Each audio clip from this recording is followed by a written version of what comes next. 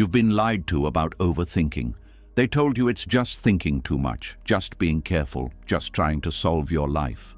But if that were true, why does it feel like fear? Why does your chest tighten at night? Why does your mind race like something is chasing you? The truth is, overthinking is a form of fear. Fear of losing control, fear of uncertainty, fear of what might happen if you finally stop trying to manage everything. And Buddhist teachings reveal a different path.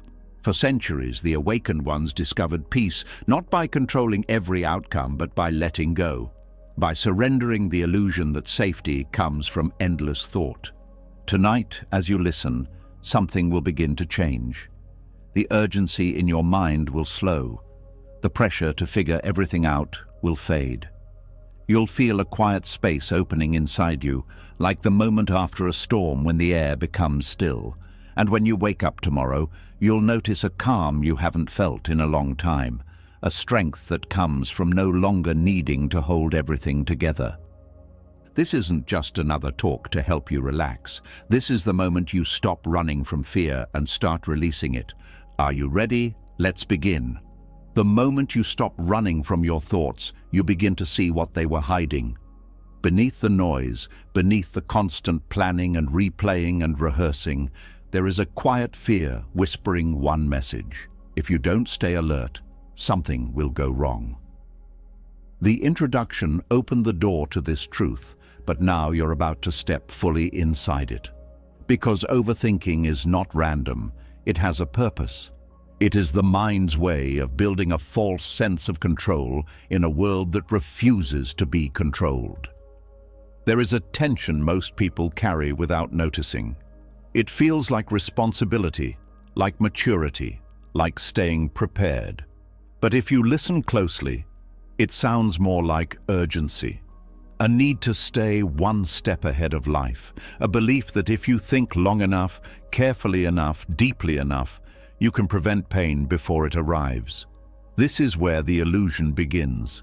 The mind confuses prediction with protection. It assumes that rehearsing every possibility will reduce uncertainty, when in reality it only multiplies it. A very short truth sits at the center of this struggle. Control feels safe even when it is imaginary. The mind would rather cling to a fake steering wheel than admit the road was never in its hands. From childhood, many people learn that thinking hard is rewarded. Solve the problem, plan ahead, anticipate consequences. These skills are useful in practical situations, but the mind quietly expands them into areas where they don't belong. You cannot solve emotions like math equations. You cannot plan your way out of grief. You cannot predict how every person will act toward you. Yet the mind keeps trying because admitting helplessness feels dangerous.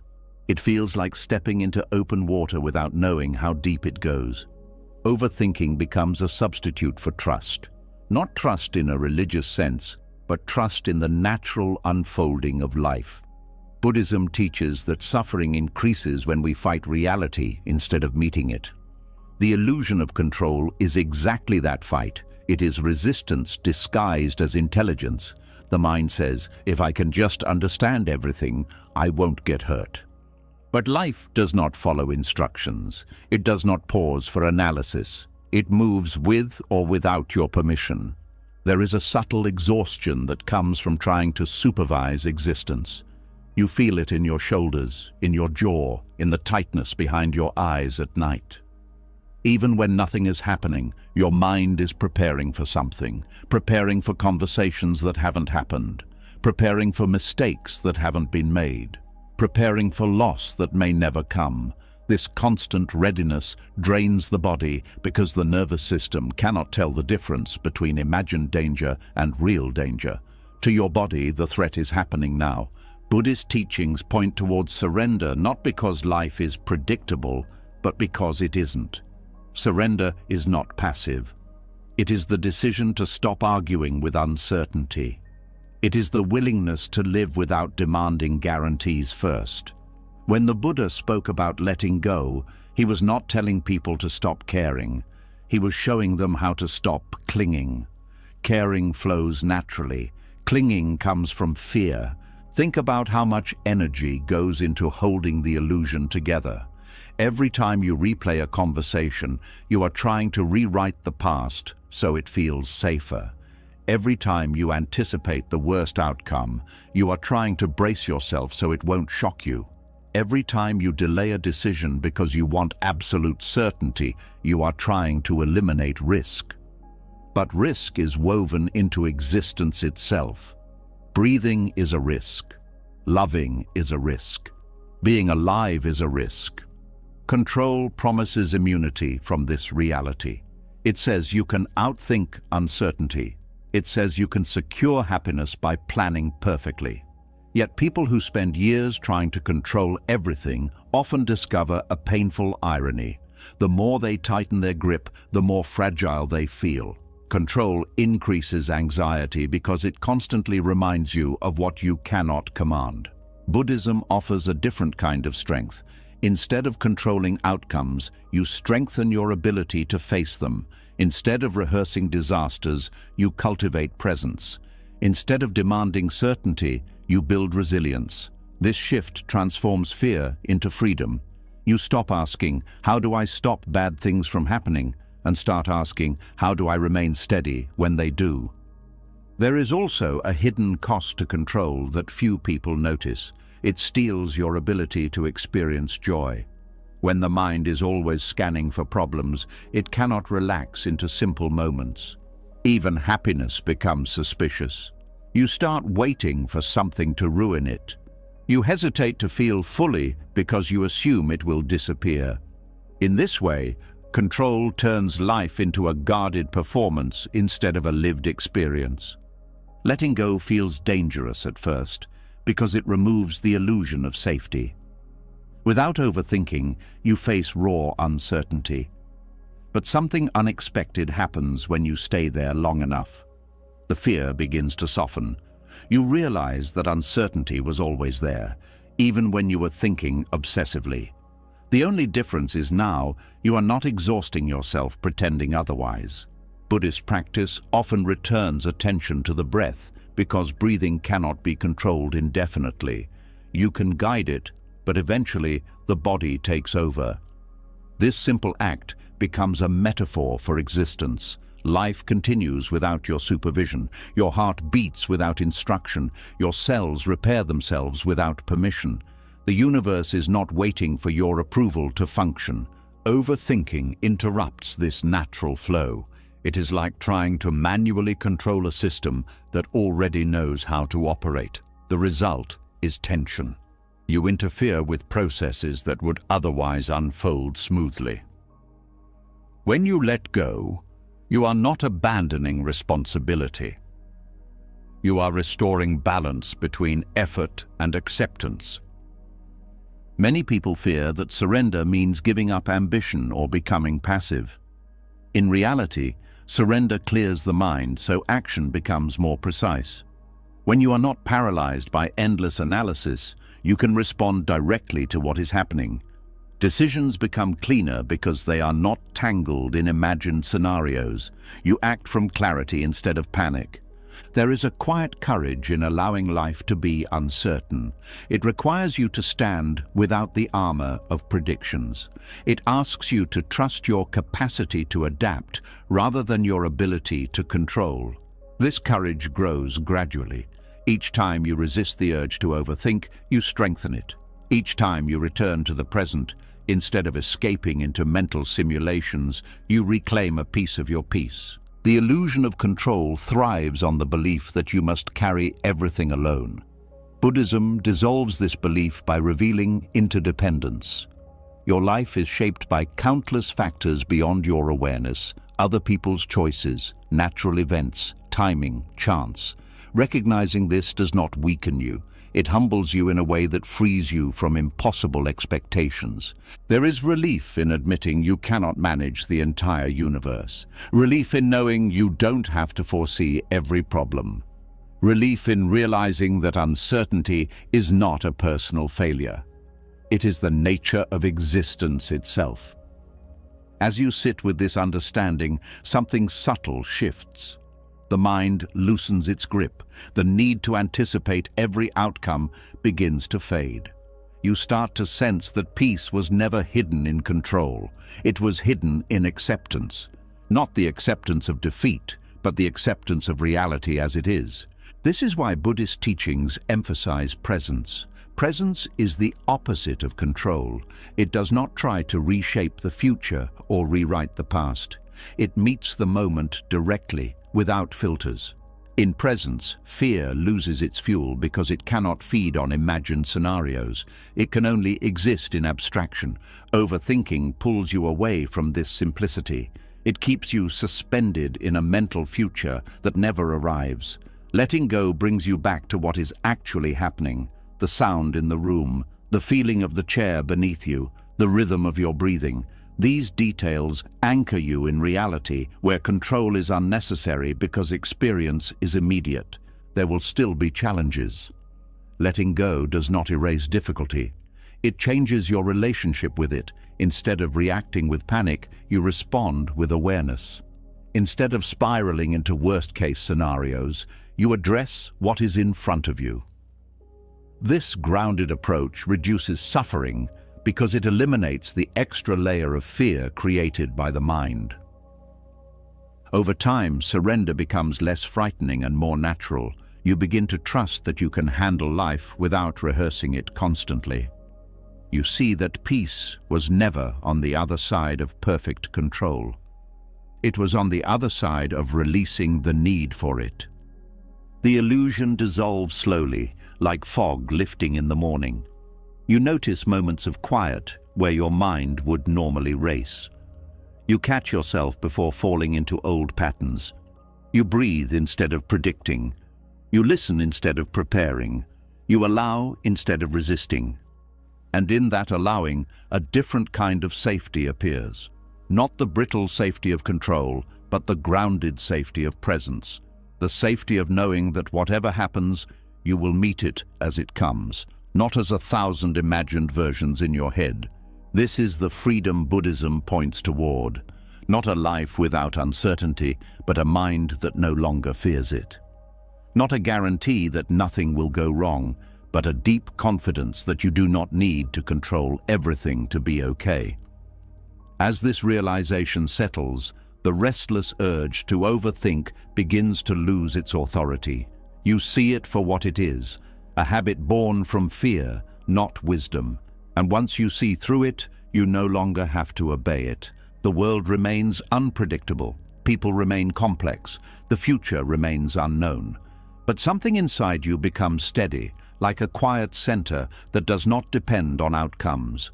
From this center, you can finally rest. And the strange paradox reveals itself. The moment you stop trying to control life is the moment life stops feeling like something you must survive and starts feeling like something you can live. As the illusion of control begins to loosen, another layer quietly reveals itself. The mind was not only trying to manage life, it was trying to protect something even more fragile. Beneath the need to predict and plan sits a deeper fear, one that rarely speaks out loud. If control was about safety, this next fear is about existence itself. Because when the mind stops managing everything, a strange question appears in the silence. If I am not thinking, who am I? A very short truth sits here, almost hidden. The noise in your head was not just planning, it was proof. Proof that you are someone, proof that you matter, proof that you exist. There is a discomfort that arises when thoughts begin to slow down. Not boredom, not restlessness, something more unsettling. It feels like fading, like stepping out of a spotlight into darkness. For many people, thinking constantly creates a sense of solidity. As long as there is an inner voice narrating, analyzing, reacting, the feeling of me stays strong. The moment the voice softens, the sense of identity feels thinner, almost transparent. This is why silence can feel threatening even when nothing is wrong. Without mental commentary, the familiar character you play inside your own mind begins to dissolve. The one with opinions, worries, plans, memories, arguments, explanations. That character feels like you. But Buddhism gently reveals something radical. That character is not a permanent self. It is a process, constantly rebuilt by thought. Constant thinking becomes the ego's way of renewing itself. Each thought says, I am here. Each worry says, this matters to me. Each memory says, this happened to me. The story keeps running, so the storyteller does not disappear. Without the story, the ego fears it will have nothing to stand on. This fear is rarely conscious. People do not wake up saying, I must think all day to prove I exist. It operates quietly beneath awareness. You feel compelled to analyze every situation, to define your feelings, to interpret every silence, to replay interactions long after they end. The mind keeps generating material because emptiness feels like a threat. Buddhism calls this attachment to self a fundamental source of suffering. Not because having a personality is wrong, but because clinging to it creates tension. The ego tries to freeze something that is fluid. It wants a stable identity in a world where everything changes, including you. Overthinking becomes a way to maintain continuity, to convince yourself that there is a fixed someone behind the thoughts. But if you look closely, the self changes depending on context. You are different with friends than with strangers, different at work than at home, different when calm than when afraid. Which one is the real you? The mind struggles with this question, so it keeps narrating to stitch together a consistent story. The narration becomes glue, holding a shifting identity in place. This is where the teaching of no self begins to dissolve the fear.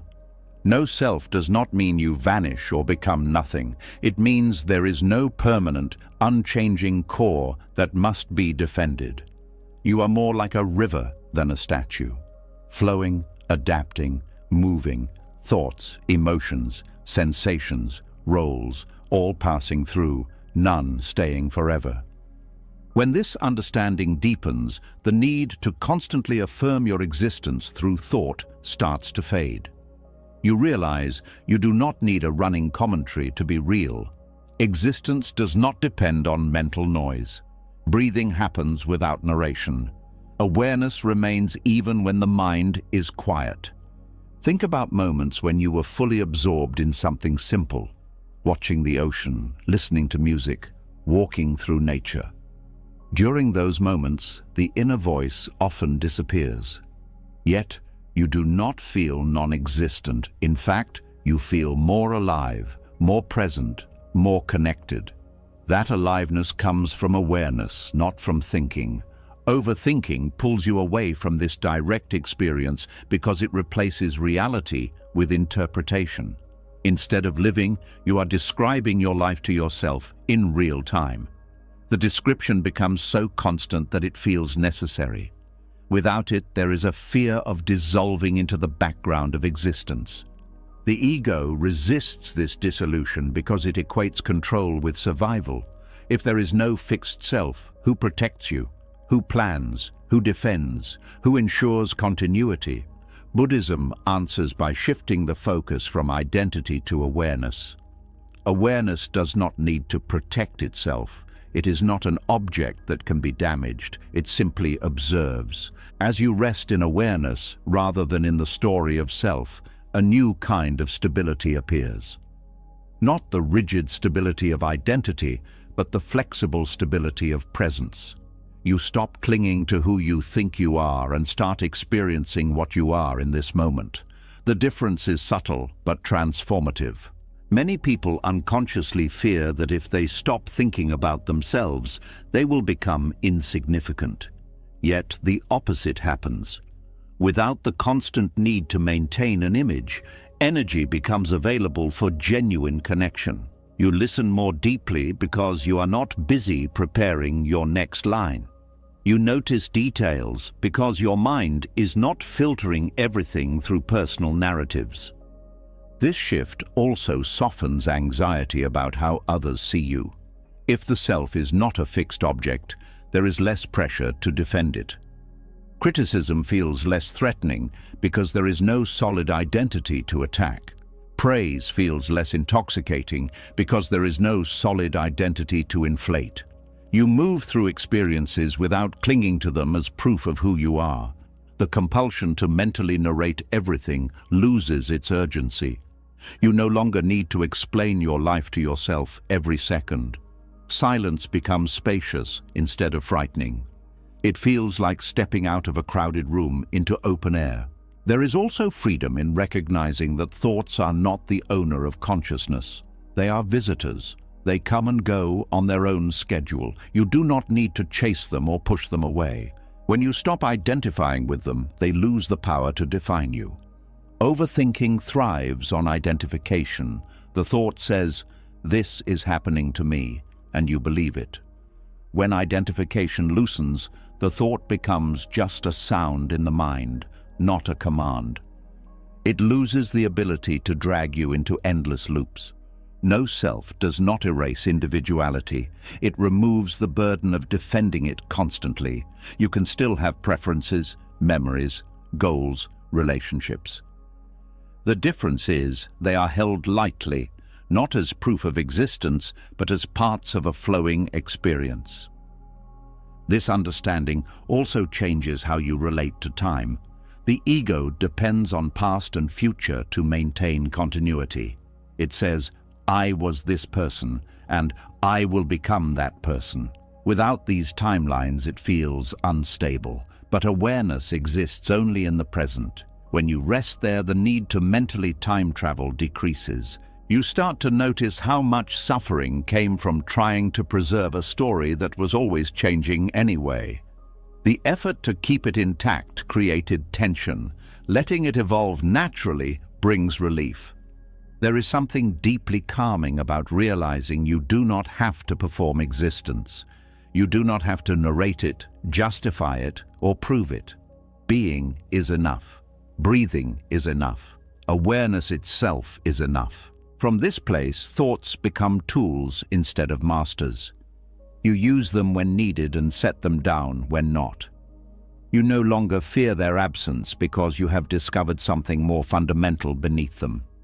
This discovery dissolves the root of overthinking at a level deeper than techniques or strategies. It addresses the fear that fueled the habit in the first place. The fear of disappearing.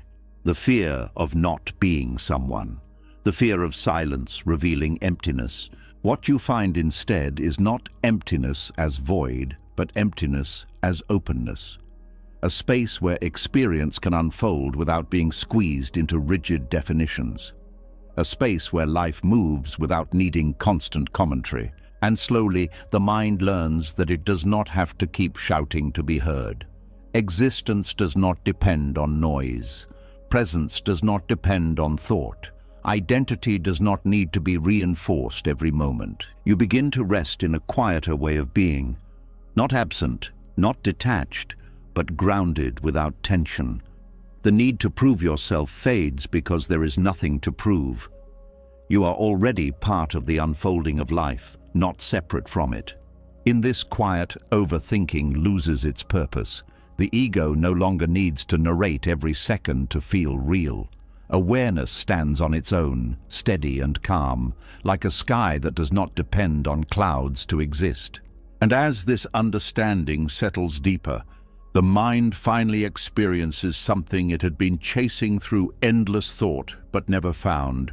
Peace that does not come from control, from certainty, or from identity, but from letting go of the need to hold everything together. What remains is simple, spacious, and surprisingly gentle.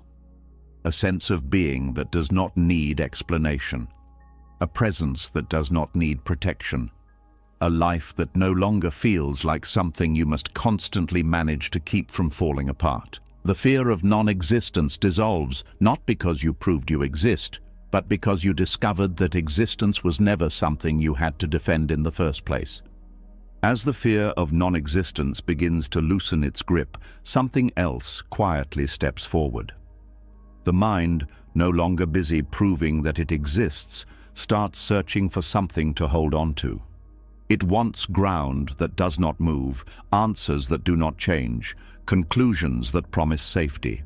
Because if identity is not solid, then certainty feels like the next best shelter. This is where a new tension appears, one that hides behind logic and responsibility, but is driven by the same old fear, the need to know for sure. A short truth waits here, sharp and uncomfortable. The mind does not chase answers because it loves wisdom. It chases answers because it fears the unknown. There is a particular restlessness that comes from not knowing how things will turn out. It feels like standing on a surface that shifts under your feet. The future refuses to give guarantees. People change without warning. Plans collapse despite careful preparation. The mind responds by trying to freeze reality into something predictable. It asks endless questions, not out of curiosity, but out of desperation. It wants a final answer that will silence uncertainty once and for all. This attachment to mental certainty quietly fuels anxiety. Every time the mind believes peace will arrive after the next explanation, it postpones peace. Every time it demands clarity before allowing itself to relax, it creates conditions that can never be fully satisfied. Because life does not provide absolute answers, it provides evolving situations. The need for certainty often disguises itself as problem-solving. You tell yourself you are just trying to figure things out. But the emotional intensity behind it reveals something deeper. It is not just a search for solutions. It is a search for reassurance that nothing unpredictable will hurt you. The mind believes that if it can map every possibility, it can avoid every threat. Yet the map keeps expanding. Each answer leads to new questions. Each solution opens new uncertainties. Instead of calming down, the mind becomes more alert, more cautious, more tense. It starts scanning for hidden variables, unseen risks, overlooked details. Anxiety grows not because there are more dangers, but because the mind refuses to accept that some things cannot be known in advance. Buddhist teachings recognize this pattern as a form of grasping, not grasping for objects, but for certainty. The belief that peace comes from knowing everything. The practice points in the opposite direction. Peace comes from releasing the demand to know. Uncertainty is not an obstacle to peace. It is the environment in which peace must exist. When you stop resisting it, something surprising happens. The mind begins to relax because it no longer carries the impossible task of predicting the future. Think about how much tension comes from questions that have no immediate answer. Will this work out? Did I make the right choice? What will they think? How will this end? These questions linger because the mind insists on closure. It believes unanswered questions are dangerous, but most of life unfolds without final answers.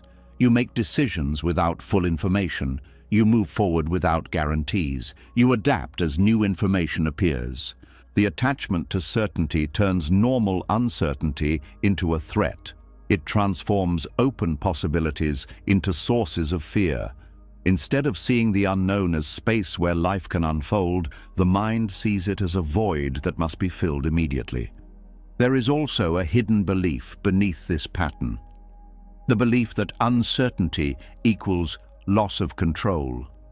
If you do not know what will happen, you cannot control it. And if you cannot control it, you might get hurt. So the mind tries to convert uncertainty into knowledge, even if the knowledge is incomplete or speculative. Overthinking becomes the tool for this conversion. You analyze every angle, replay conversations, research endlessly, seek opinions, compare options until they blur together. Yet the more you search, the more fragile you feel. Because certainty built on thought alone is unstable. It depends on conditions staying the same, and conditions rarely do. Buddhism introduces a radical alternative. Instead of building stability from answers, build stability from awareness. Awareness does not need certainty to function. It meets each moment as it arrives. It adapts without panic because it is not anchored to expectations. Embracing uncertainty does not mean abandoning responsibility. It means recognizing the limits of prediction. You still plan, but you do not cling to the plan as a guarantee of safety. You still reflect, but you do not trap yourself in endless analysis. You still care, but you allow outcomes to unfold without demanding perfection. There is a quiet strength in saying, "I don't know what will happen, and that is okay." This statement does not weaken you. It frees you from pretending you can control everything. It shifts your focus from hypothetical futures to present capacity. Instead of worrying about every possible scenario, you strengthen your ability to respond to whatever arises. The mind often resists this shift because uncertainty feels like exposure. Without certainty, you cannot hide behind predictions. You must face the raw fact that life is unpredictable. But this exposure also brings relief. You no longer have to maintain the exhausting illusion of being prepared for everything. Certainty promises safety but delivers pressure. Uncertainty feels risky but offers space. Space to breathe, to observe, to adjust without panic. Space to experience life instead of trying to secure it in advance. Many people discover that their anxiety decreases not when they find answers, but when they stop demanding them. The nervous system calms when it is no longer forced to solve unsolvable questions. The body releases tension when it is allowed to exist without constant vigilance. Buddhist practice trains the mind to sit with unanswered questions without rushing to resolve them. This patience reveals that uncertainty itself is not painful. The resistance to it is what creates suffering. When resistance fades, uncertainty becomes simply another aspect of experience, not an enemy to defeat. There is also creativity in uncertainty. Fixed answers limit possibilities. Not knowing keeps the future open. It allows unexpected outcomes, new directions, opportunities that rigid plans would have blocked. Life's richness often appears in the gaps between what you expected and what actually happens. Attachment to certainty narrows perception. You become focused on protecting one outcome, ignoring others. When you release that attachment, perception widens. You notice alternatives, subtle shifts, emerging paths that were invisible when you were fixated on a single solution. This flexibility is a form of intelligence deeper than analysis. It is responsiveness rather than prediction.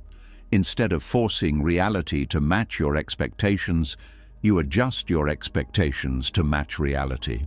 This alignment reduces friction because you are no longer fighting what is. There is a moment when the mind realizes it has been asking the wrong question. Instead of "how can I be certain?"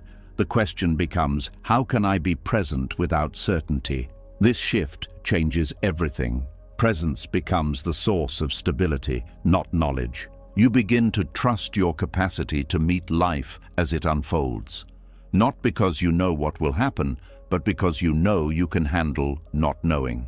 This trust is quiet and steady. It does not depend on outcomes. It comes from direct experience of surviving uncertainty again and again. As this trust grows, anxiety loses its foundation. The fear of the unknown diminishes because the unknown no longer feels like a threat to your identity or safety. It becomes simply the space where life continues to move. Embracing uncertainty also deepens compassion. You realize everyone else is navigating the same unknown terrain.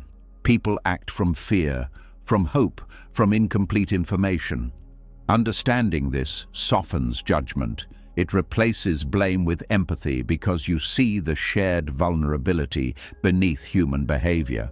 There is peace in admitting that life is not a puzzle to be solved, but a process to be lived. Certainty seeks final conclusions. Uncertainty invites ongoing discovery. One closes doors, the other keeps them open. When you stop clinging to answers, the mind rests. It no longer races toward a finish line that keeps moving. It settles into the present, where uncertainty is not a problem but a condition of existence, and slowly the anxiety that once seemed permanent begins to dissolve. Not because the world became predictable, but because you stopped demanding that it be. You learned to stand in the unknown without shrinking, to breathe without guarantees, to move forward without needing the path fully mapped. This is the core Buddhist path to peace. Not the elimination of uncertainty, but the transformation of your relationship to it. The discovery that freedom lies not in knowing everything, but in being at ease with not knowing. As this understanding deepens, overthinking loses another layer of its power. The mind no longer needs to chase certainty to feel safe. It begins to trust the quiet stability of awareness itself. A stability that does not depend on answers, predictions, or control. And in that quiet stability, something unexpected appears. A calm that does not come from solving life, but from finally allowing life to remain unsolved.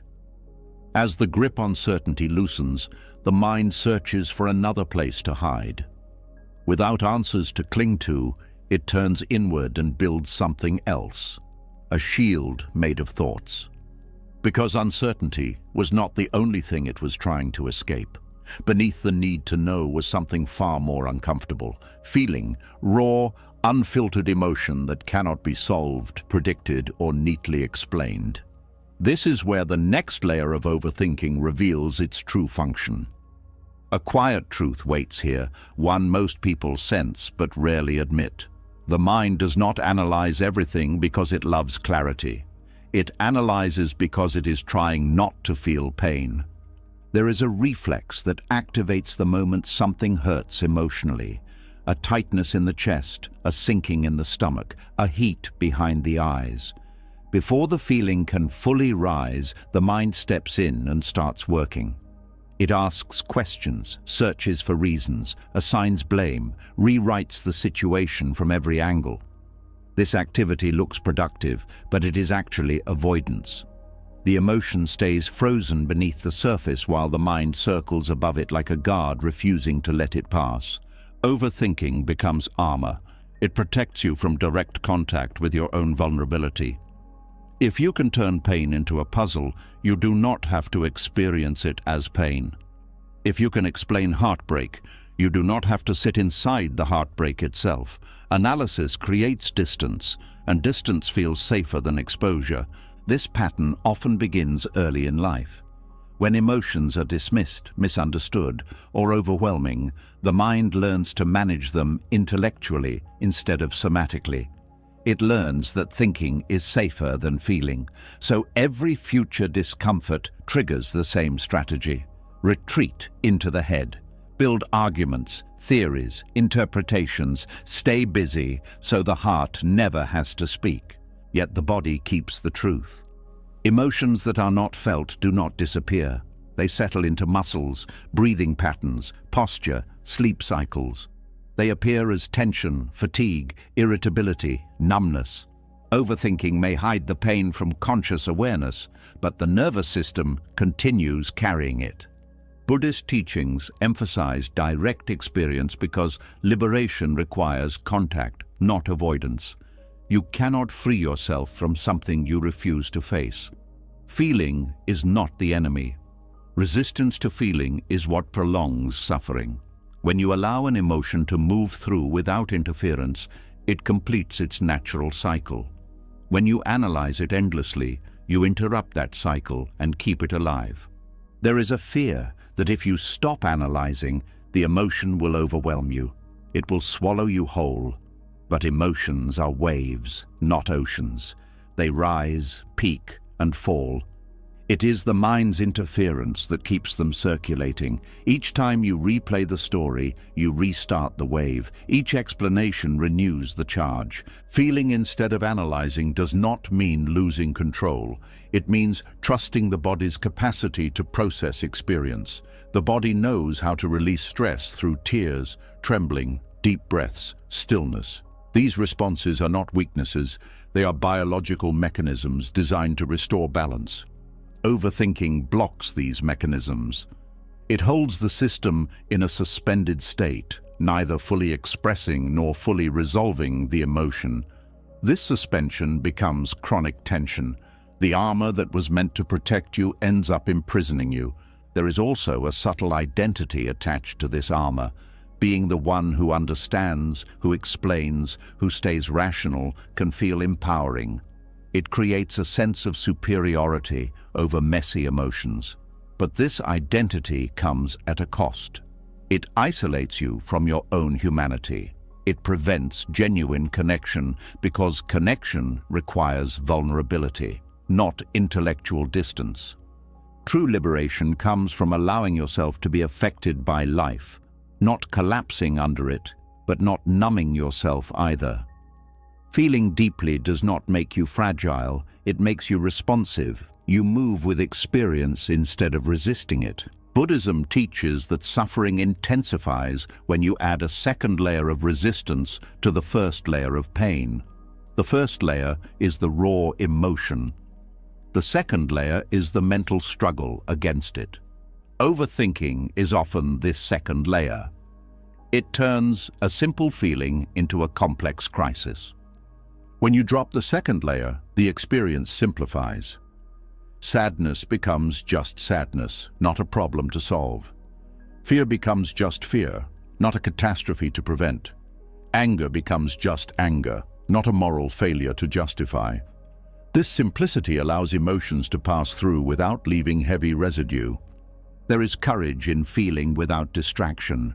It requires you to sit in discomfort without reaching for escape.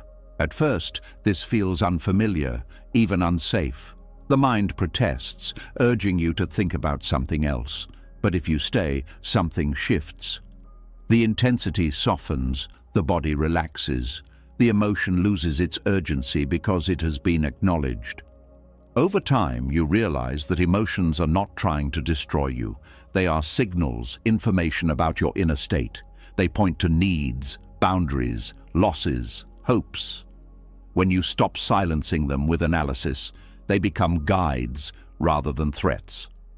This shift also changes how you relate to others. When you are no longer armored, you become more compassionate. You recognize the hidden pain behind other people's reactions because you are no longer hiding from your own. Empathy grows naturally when defensiveness dissolves. There is also freedom in not having to explain everything to yourself. Some experiences do not need interpretation, they need presence. A moment of grief does not require a lesson. A moment of joy does not require justification. Life can be experienced directly, without turning every feeling into a narrative. The mind fears this simplicity because it cannot control it. Analysis gives the illusion of mastery. Feeling requires surrender. But surrender here is not defeat. It is participation. You allow life to move through you instead of trying to contain it. The armor begins to feel heavy once you notice it. You see how much energy goes into maintaining it. The constant scanning for threats, the rehearsing of responses, the monitoring of your own reactions.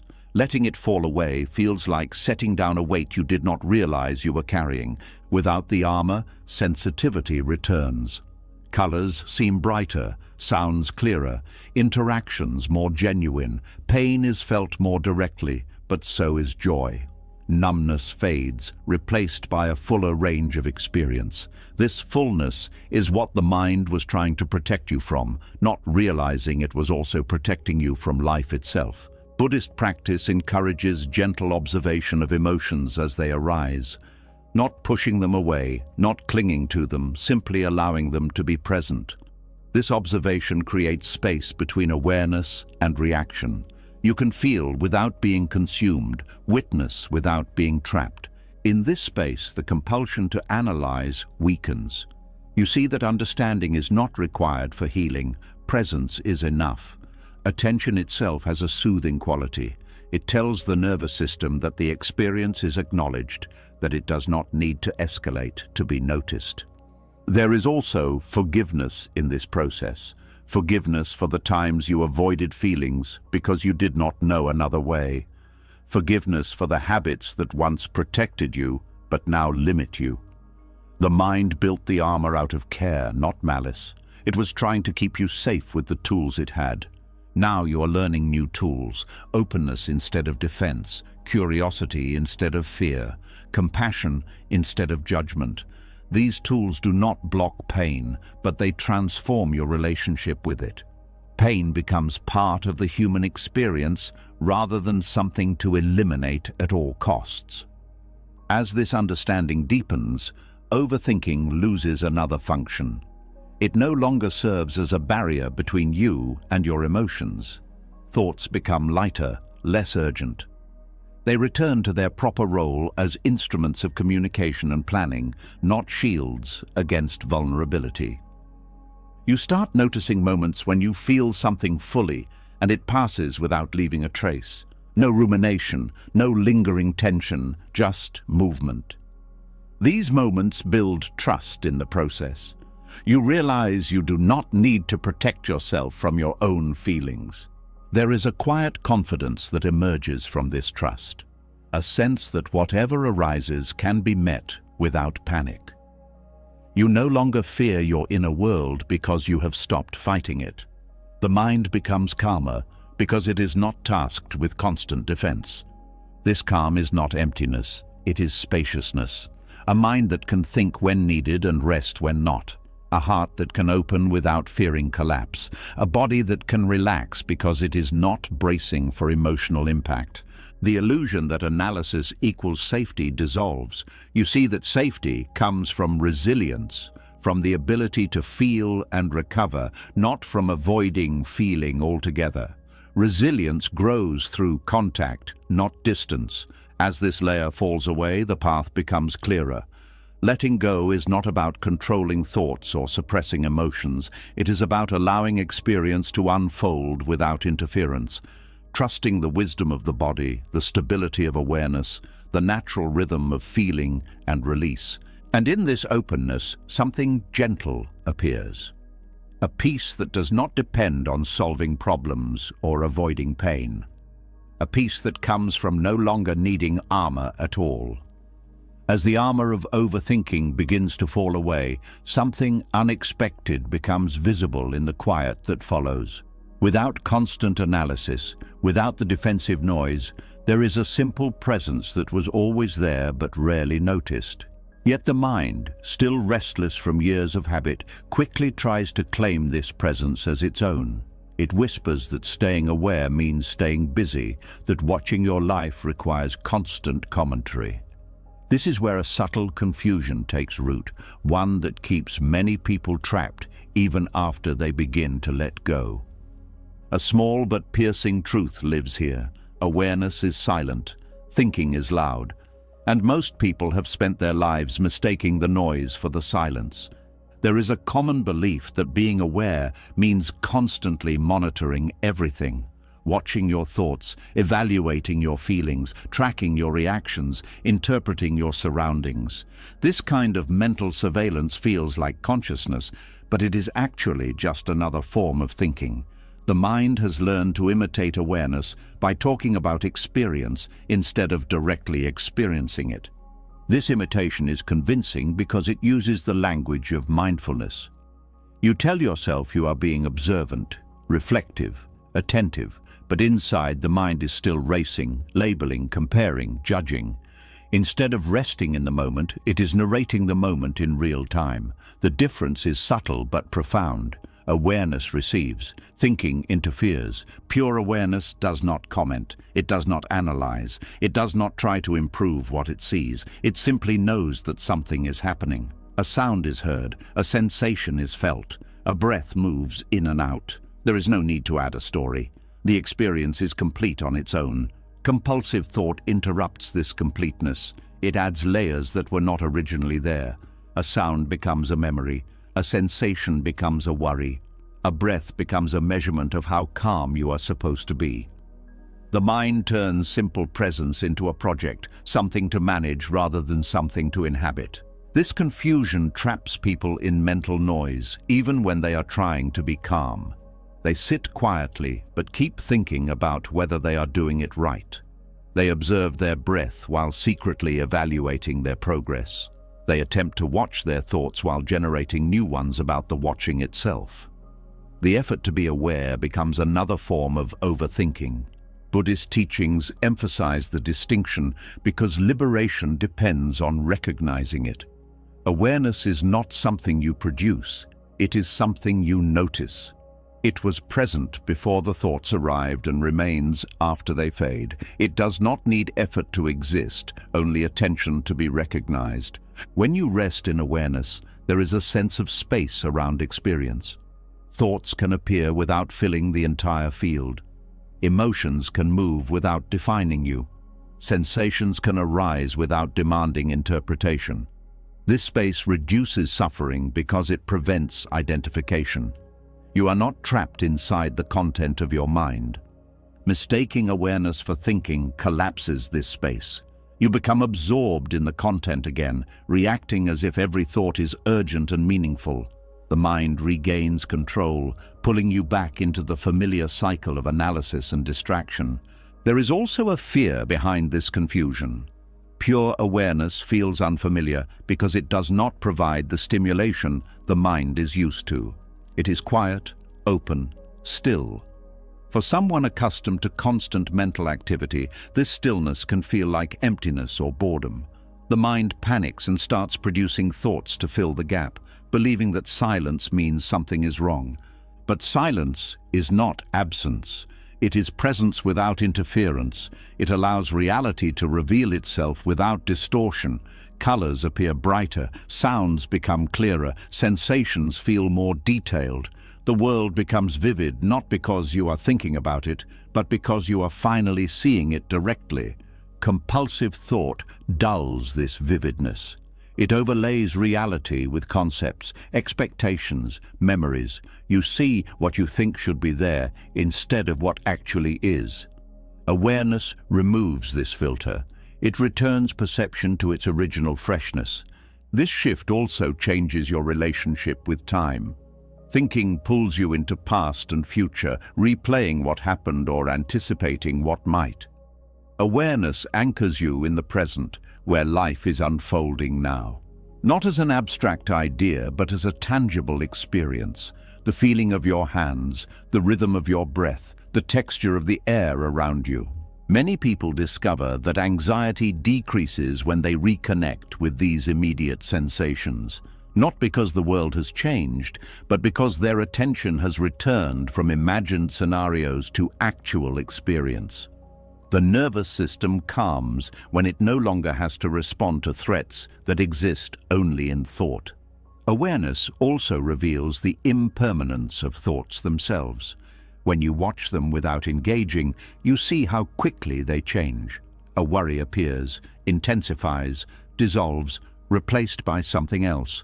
Without awareness, this process goes unnoticed, and the mind believes each thought is permanent. Awareness exposes their transient nature, reducing their authority. This realization weakens the habit of taking thoughts personally. Instead of my anxiety, it becomes an anxious thought passing through. Instead of my anger, it becomes anger arising in awareness. This subtle shift creates distance without suppression. You acknowledge the experience without being consumed by it. Confusing awareness with thinking prevents this distance. You remain entangled in every mental event, reacting automatically. The mind becomes both the storyteller and the audience, reinforcing its own narratives without interruption. Buddhist practice trains attention gently, not forcefully. You are not trying to eliminate thought or achieve a blank mind. You are learning to recognize the difference between observing and participating. Observing allows thoughts to exist without controlling you. Participating pulls you into their drama. There is compassion in this training because the habit is strong. Years of identification cannot be undone overnight. The mind will repeatedly drift into commentary. Each time you notice and return to awareness, you weaken the pattern slightly. Progress happens quietly, almost invisibly, until one day you realize the noise has softened. Awareness does not demand perfection, it accepts whatever arises. Even distraction becomes part of the field, something to be noticed rather than judged. This acceptance reduces internal conflict, which in turn reduces mental agitation. The clarity that emerges from this process is different from intellectual clarity. It is not about understanding concepts, it is about seeing directly. Seeing that thoughts are events, not facts. Seeing that awareness is constant even when the mind is chaotic. Seeing that peace is available beneath the surface activity. This clarity brings a new kind of freedom. You can engage with thoughts when useful and disengage when not. You can plan, reflect, communicate without becoming trapped in rumination. Thinking becomes a tool instead of a prison. There is also a rediscovery of simple joy. Without the constant mental filter, ordinary experiences feel richer. Eating becomes tasting instead of analyzing nutrition. Walking becomes sensing movement instead of rehearsing conversations. Listening becomes hearing instead of preparing responses. This return to immediacy reconnects you with life as it is happening, not as it is interpreted. It reduces the gap between you and your experience. The world feels less distant because you are no longer living inside your head. Over time, awareness begins to feel like home, a stable ground that does not shift with every thought, a quiet refuge that does not require effort to maintain. You can return to it at any moment, even in the middle of chaos, simply by noticing what is already present. This stability is what the mind was seeking through control, certainty, and defense. It was looking for something reliable. Awareness provides that reliability because it is not dependent on external conditions. It remains available regardless of what thoughts arise. The confusion between awareness and thinking dissolves gradually as this reliability becomes clear. You stop expecting thoughts to deliver peace. You stop searching for answers in analysis. You start trusting the silent presence that was there all along. And in this trust, the mental noise loses its dominance. It becomes background instead of foreground. You are no longer defined by the content of your mind. You are grounded in the space that holds it. What remains is simple but profound, a sense of being awake without strain, a calm that does not require silence outside because it exists inside, a clarity that does not depend on solving anything because it is not built from thought. The journey from overthinking to awareness is not about becoming someone new. It is about uncovering what was always beneath the noise. A presence that does not need to speak to be real. A knowing that does not depend on words. As this presence deepens, you realize that the freedom you were searching for was never hidden in better thoughts. It was hidden in the space between them. As awareness becomes clearer and the mental noise begins to fade into the background, another discovery quietly emerges. The silence that once seemed distant is now closer, almost within reach. Yet instead of relief, many people feel a subtle tension rising. The mind that was so eager to escape chaos suddenly hesitates when calm appears. Because beneath the noise, beneath the constant thinking, silence has been waiting. And silence is not empty, it is revealing. A quiet truth rests here, one that explains why the mind keeps returning to distraction. Silence does not threaten you because it is empty. It threatens you because it is honest. There is a reason people reach for their phones the moment a room becomes quiet. A reason music plays in the background even when no one is really listening. A reason conversations stretch longer than needed, not out of connection, but out of avoidance. Quiet moments remove the distractions that keep deeper feelings hidden. Without noise, the inner world becomes audible. The ego resists this exposure because it has spent years constructing a version of reality that feels manageable. It builds identities, stories, roles, explanations. These structures depend on constant reinforcement. Silence interrupts that reinforcement. When there is no external stimulation, The carefully maintained narrative begins to loosen. Questions appear that have no quick answers. Emotions surface that have been postponed. Truths that were easier to outrun begin to stand still in front of you. Many people mistake this discomfort for loneliness or boredom. In reality, it is confrontation. Silence confronts you with yourself without filters. Not the version you present to others, not the one shaped by expectations, but the raw presence underneath all roles.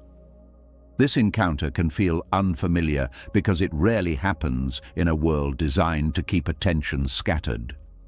From childhood, most people are conditioned to associate quiet with absence, empty rooms, paused conversations, waiting without stimulation. The nervous system learns to interpret stillness as something lacking, so it searches for activity to restore a sense of normality. Over time, this becomes automatic. The moment silence appears, the mind fills it. Buddhist teachings describe silence as fertile rather than empty, a space where clarity can grow because there is nothing competing for attention. But to experience this fertility, you must remain long enough for the initial discomfort to pass. The first layer of silence reveals restlessness. The second reveals buried thoughts. The third reveals deeper feelings. Only after these layers settle does the calm surface. The fear of silence often hides fear of unresolved experiences. Conversations left unfinished, losses not fully grieved, decisions still questioned.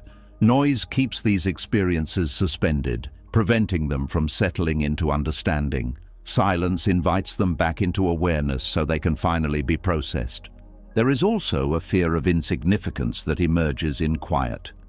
Without constant interaction or productivity, the ego wonders what remains. Who am I when I am not doing anything? What value do I have when no one is watching? Silence strips away external validation, leaving only intrinsic presence. For a mind accustomed to measuring worth through activity, this feels threatening. Yet intrinsic presence is where peace resides. When you no longer need to prove your existence through action or attention, you discover a steadiness that does not depend on circumstances.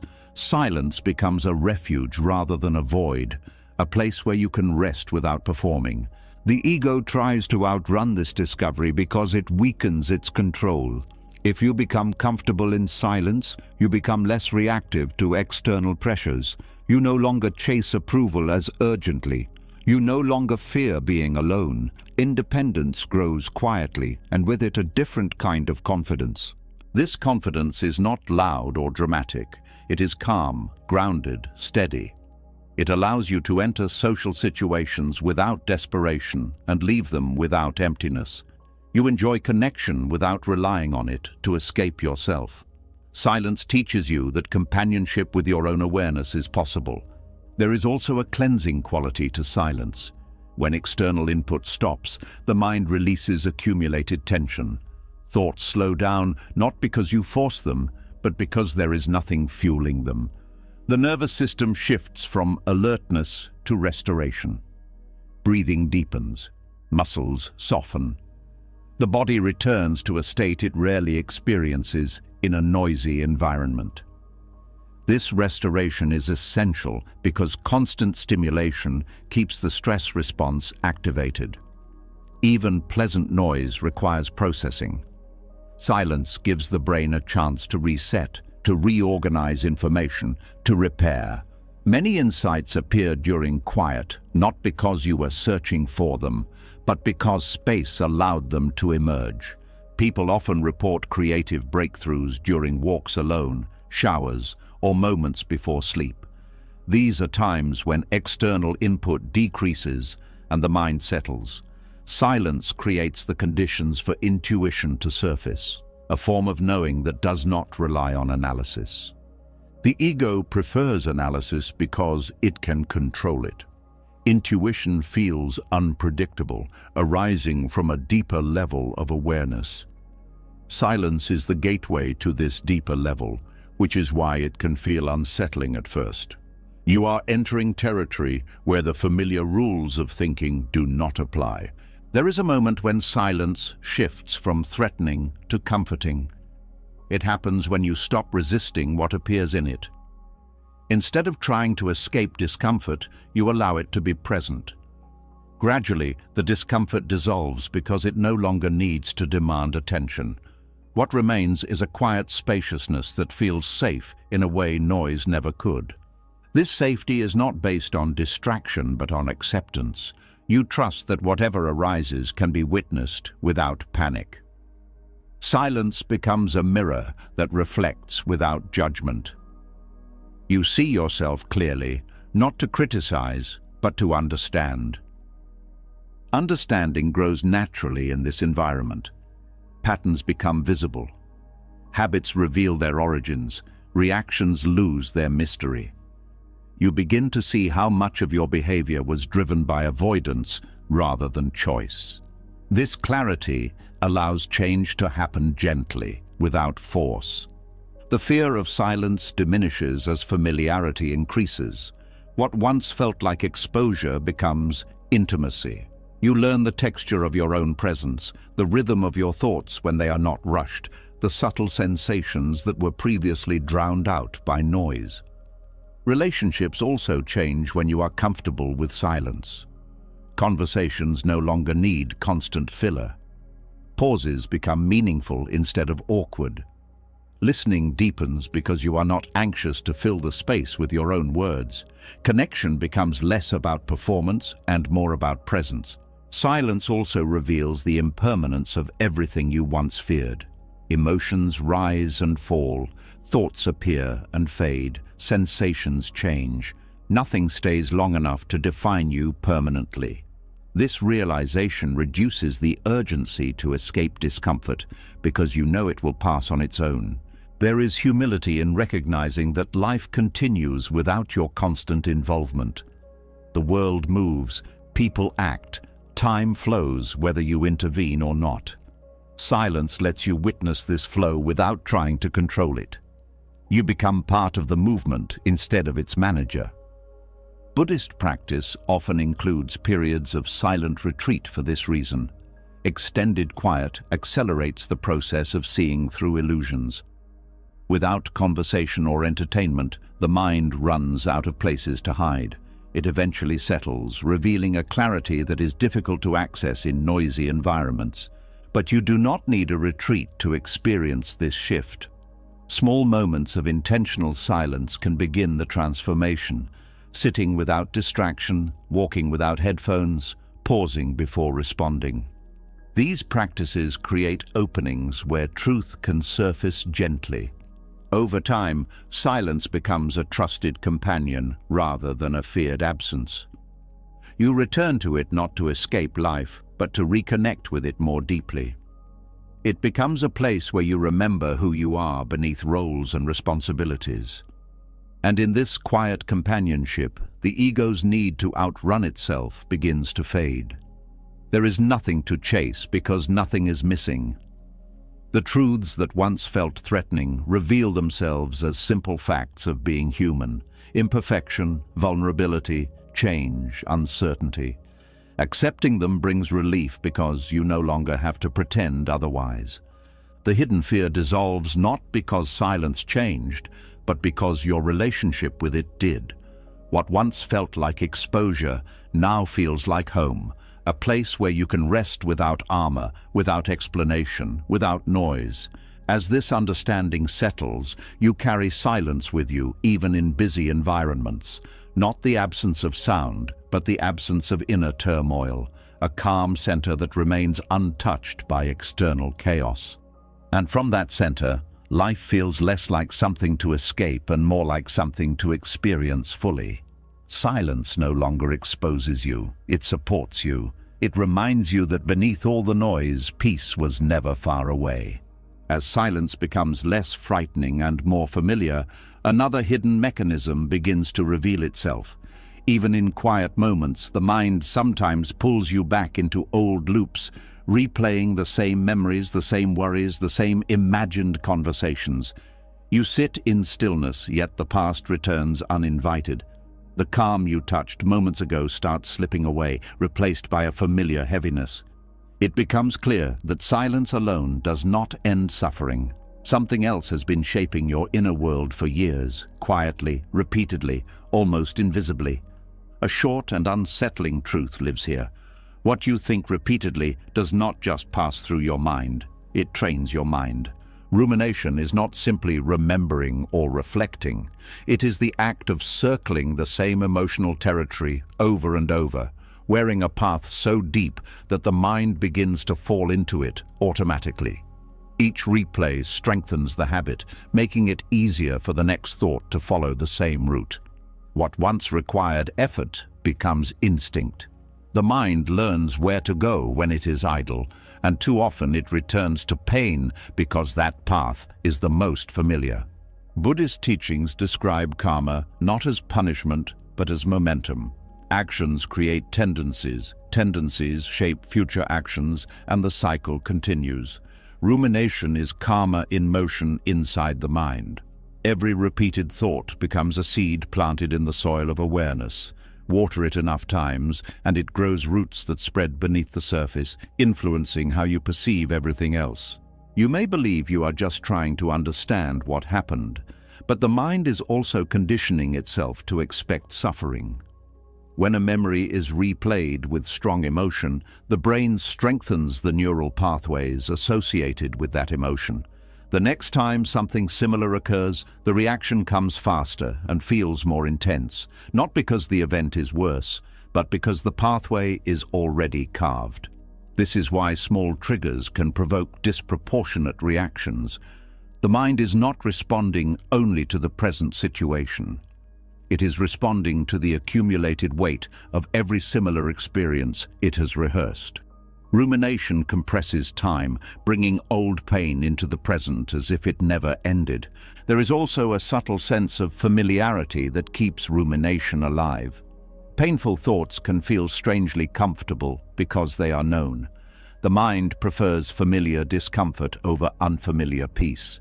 It clings to what it understands, even when it hurts. Letting go would require stepping into territory where identity and habits feel uncertain. Rumination often disguises itself as responsibility.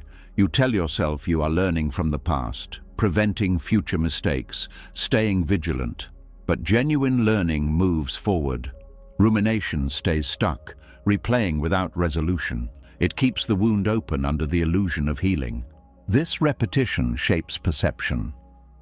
When the mind is conditioned to expect disappointment, it begins scanning for evidence to confirm that expectation. Neutral events are interpreted negatively. Ambiguous situations are assumed to be threatening. The world appears harsher, not because it changed, but because your lens has been tinted by repetition. Buddhist practice interrupts this cycle by bringing attention back to the present moment, not as an escape, but as a reset. The present does not carry the same accumulated charge as the past. It offers fresh data, uncolored by old interpretations. When you anchor attention in immediate experience, the momentum of rumination weakens because it has nothing to feed on. Breaking the habit does not mean forcing thoughts away. Suppression creates resistance, which often makes the thoughts return stronger. Instead, the practice is to notice the loop without entering it. See the thought arise, recognize the familiar path, and gently return to what is happening now. This redirection is subtle but powerful. Each time you do it, you weaken the old pathway and strengthen a new one. Over time, the mind learns that it does not have to follow every thought to its conclusion. It discovers that awareness can observe without participating. This discovery changes the relationship with memory. The past becomes information rather than a trap. You can recall events without reliving the emotion attached to them. Rumination also affects the body. Repeated negative thinking keeps the stress response activated, flooding the system with hormones designed for short-term emergencies. When this state becomes chronic, it leads to fatigue, tension, sleep disturbances, and decreased immunity. The body carries the residue of mental habits long after the thoughts have faded. Recognizing this connection creates motivation for change. You are not only freeing your mind, you are restoring your physical well-being. Each moment of presence becomes an act of care for the entire system, not just the intellect. There is compassion in understanding how rumination develops. It often begins as an attempt to make sense of pain, to find meaning in experiences that felt overwhelming. The mind tries to protect you by staying alert, ensuring the same harm does not happen again. But protection turns into imprisonment when it never allows rest. True healing requires allowing the past to exist without constant supervision. Trusting that lessons learned will remain even if you stop rehearsing them. Trusting that awareness itself is enough to guide future decisions without endless review sessions. Forgiveness plays a role here as well. Not only forgiving others, but forgiving yourself for being human, for making mistakes, for not knowing everything at the time. Rumination often feeds on self-judgment, replaying scenes with harsher interpretations than anyone else would impose. Letting go of this judgment loosens the emotional charge attached to memory. As the cycle weakens, space opens for new experiences to shape the mind. Joy, curiosity, creativity, connection. These states cannot take root in soil dominated by rumination. They need openness, the willingness to let go of old narratives long enough for something different to grow. The future is influenced by what the mind practices today. If it practices fear, it anticipates danger. If it practices resentment, it anticipates betrayal. If it practices presence, it anticipates possibility. Karma is not destiny, it is direction. Change the direction, and the destination shifts. There is relief in realizing that you are not condemned to repeat the past internally. Habits can be unlearned. Pathways can be rerouted. The mind is plastic, capable of transformation throughout life. Each moment of awareness is a small turning point, a chance to choose a different trajectory. As rumination fades, time feels different. The past loses its grip on the present. The future loses its aura of inevitability. Life becomes more fluid, less constrained by narratives that once seemed permanent. You respond to situations based on what is happening now rather than what happened before. Relationships improve as well. When you are not projecting old fears onto new interactions, you see people more clearly. Trust becomes possible again because it is no longer overshadowed by remembered pain. You engage with reality instead of defending against ghosts. There is also a deepening of gratitude. Without constant comparison to the past, you notice what is here now. Small moments that would have been overlooked become meaningful. A conversation, a breath of fresh air, a quiet evening. Presence reveals richness that rumination concealed. Eventually, the mind experiences something unfamiliar yet deeply comforting. Rest without guilt. Stillness without anticipation of the next problem. A sense that life can be lived rather than managed. This is not forgetfulness. It is freedom from the compulsion to relive. The cycle of suffering breaks not with a dramatic event, but with repeated, gentle choices, choosing to return to the present, choosing not to follow the loop, choosing compassion over criticism. These choices accumulate just as rumination once did, creating new karma rooted in peace rather than pain. And slowly, the mind becomes a place you are not afraid to inhabit. Not a battlefield of memories and worries, but a landscape where thoughts come and go without leaving scars. The past finds its rightful place as history, not destiny. From this clarity, you see how powerful attention truly is. Where it goes, experience follows. What it repeats, life amplifies. Guarding attention becomes an act of wisdom, not restriction. You learn to feed what nourishes and starve what harms. In this way, the hidden machinery of rumination loses its influence.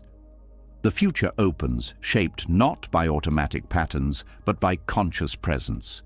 The silence you once feared now holds possibility instead of echoes of old pain. And in that possibility, a quiet confidence emerges. You are no longer trapped in what happened. You are no longer rehearsing suffering as if it were inevitable. You are living, moment by moment, guided not by habit but by awareness. This is the end of the cycle and the beginning of something new. Not a life without thoughts, but a mind no longer governed by them. Not a past erased, but a present finally free. As rumination weakens, something becomes clearer. The problem was never only that the mind repeated thoughts. The deeper issue is what those thoughts were doing.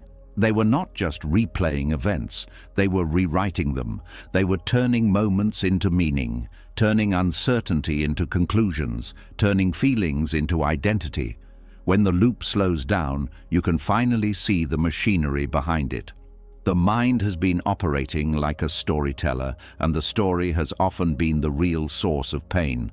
A short truth opens this next door. The event happens once, the story keeps happening. Something small can happen in real life, and the mind can turn it into a whole life sentence. A message is left unread, and the mind writes a story of rejection. A mistake happens, and the mind writes a story of failure. Someone's tone changes, and the mind writes a story of betrayal. The body feels a tension, and the mind writes a story of danger. In seconds, a simple moment becomes a heavy narrative, and that narrative becomes the experience you live inside. This is why suffering can feel bigger than what actually happened, because you are not only dealing with reality, you are dealing with the meaning your mind assigned to reality. The mind is not satisfied with facts. It wants interpretation. It wants explanation. It wants a clear villain, a clear reason, a clear outcome. And when life does not give that, the mind creates it. This storytelling is not random. It has a purpose. The mind believes stories create control. A story gives a beginning, a middle, and an end. It creates order out of chaos. It offers a reason for what happened and a prediction for what will happen next. It gives the ego a role to play. Victim, hero, failure, survivor, genius, outsider, misunderstood one. The mind clings to these roles because they feel solid. But Buddhism points to something uncomfortable. The story is optional. The story is not the event. The story is a layer placed on top of the event. And very often the suffering is born in that layer. A sound is just a sound until the mind says, that means something bad. A silence is just a silence until the mind says, they're pulling away. A delay is just a delay until the mind says, my life is collapsing. A small disagreement is just a disagreement until the mind says, I'm not loved. This is the mind as a storytelling machine. It takes raw experience and turns it into narrative. And narrative can be useful when you need to communicate or plan. But when narrative becomes compulsive, it becomes a cage. Notice how stories rarely stay neutral. They tilt toward fear. They tilt toward blame. They tilt toward shame. This is not because you are broken. It is because the brain is built to detect threats. It tries to protect you by creating explanations that prepare you for danger. But protection becomes suffering when it turns every moment into a warning. The mind doesn't just tell stories about the world, it tells stories about you. It says, this always happens to me. It says, I'm the kind of person who ruins things. It says, people can't be trusted. It says, I'm behind in life. It says, I'll never change. These stories feel personal, so you believe them. You don't treat them like thoughts. You treat them like truth. Buddhism calls this a form of ignorance, not as an insult, but as a description. Ignorance means not seeing clearly. The mind mistakes its own narration for reality. It confuses the map for the territory. It confuses the movie for the moment. When you start to see this, you begin to notice a gap. There is the event and there is the story about the event. The gap is where freedom lives, because in the gap, you can choose not to add suffering. A painful event can happen, and that pain is real. Buddhism does not deny pain, but it teaches that suffering is what gets added when the mind resists, judges, and builds identity around the pain. Pain is the first arrow. The story is often the second arrow. A person says something hurtful. That's the first arrow. Then the story arrives. They never respected me. No one ever sees me. This proves I'm not enough. The story multiplies the pain, extends it into the past, projects it into the future, and turns it into a statement about who you are. Now the pain has become a whole universe. The mind does this because it believes meaning will save you. If it can explain the pain, maybe it can prevent it. If it can label the experience, maybe it can control it. But the mind's meanings are often made in fear, and fear does not create wise stories. Fear creates dramatic stories. The mind is also addicted to completeness. It hates loose ends. It wants closure. It wants the final answer. But life is full of incomplete moments. People leave without explanations. Opportunities pass without clear reasons. Feelings change without permission. The mind fills the gaps with stories because emptiness feels unbearable. So it writes endings that are not real. It writes motives it cannot confirm. It writes judgments it cannot prove. This is where much social suffering comes from. Not from what people actually said or did, but from what the mind assumes it meant. You hear a short reply and the mind says, they're angry. You see a lack of enthusiasm and the mind says, they don't care. You notice distance and the mind says, they're about to abandon you. These are stories. They might be true sometimes, but the problem is how quickly the mind treats them as certainty. Attachment to stories creates anxiety because it makes you live in imagined realities. The body reacts as if the story is happening. Heart rate increases, sleep breaks, appetite changes, motivation drops. The nervous system responds to a movie, not to the moment, and the movie often has a dark script. Buddhism offers a practice that is both simple and difficult. Come back to what is actually happening, not what it means, not what it might lead to, not what it says about you, what is actually happening. A thought says, this is bad. Awareness asks, what is here right now? Maybe it is a tightness in the chest. Maybe it is a heat in the face. Maybe it is sadness. Maybe it is disappointment. These are experiences. They do not require a story to exist. When you meet them directly, they can move. When you wrap them in narrative, they stick. A story is sticky because it creates identity. It creates a me who is threatened, a me who is failing, a me who is rejected. Then you feel the need to defend that me. More thoughts appear, more arguments, more rehearsals. The mind becomes a courtroom, and you are both the accused and the lawyer. This is why people can feel exhausted after doing nothing. They have been running mental trials all day, proving, defending, regretting, predicting. The body feels like it worked a full shift, because it did. It worked under the stress of narrative. When you start seeing the storytelling machine, you also start seeing how it distorts time. The mind can turn one moment into a lifetime. One bad day becomes, my life is going nowhere. One mistake becomes, I always ruin things. One awkward interaction becomes, I'm socially broken. This is the mind collapsing your identity into a single frame. Buddhism teaches impermanence to counter this distortion. Everything changes. Feelings change. Situations change. People change. Your mind changes. When you truly understand impermanence, you stop treating the mind story as final. You stop believing that today's narrative is a prophecy. You also stop treating your emotional weather as permanent climate. A storm in the mind is not a life sentence. It is a passing condition. But the story makes it feel permanent, because stories like permanence.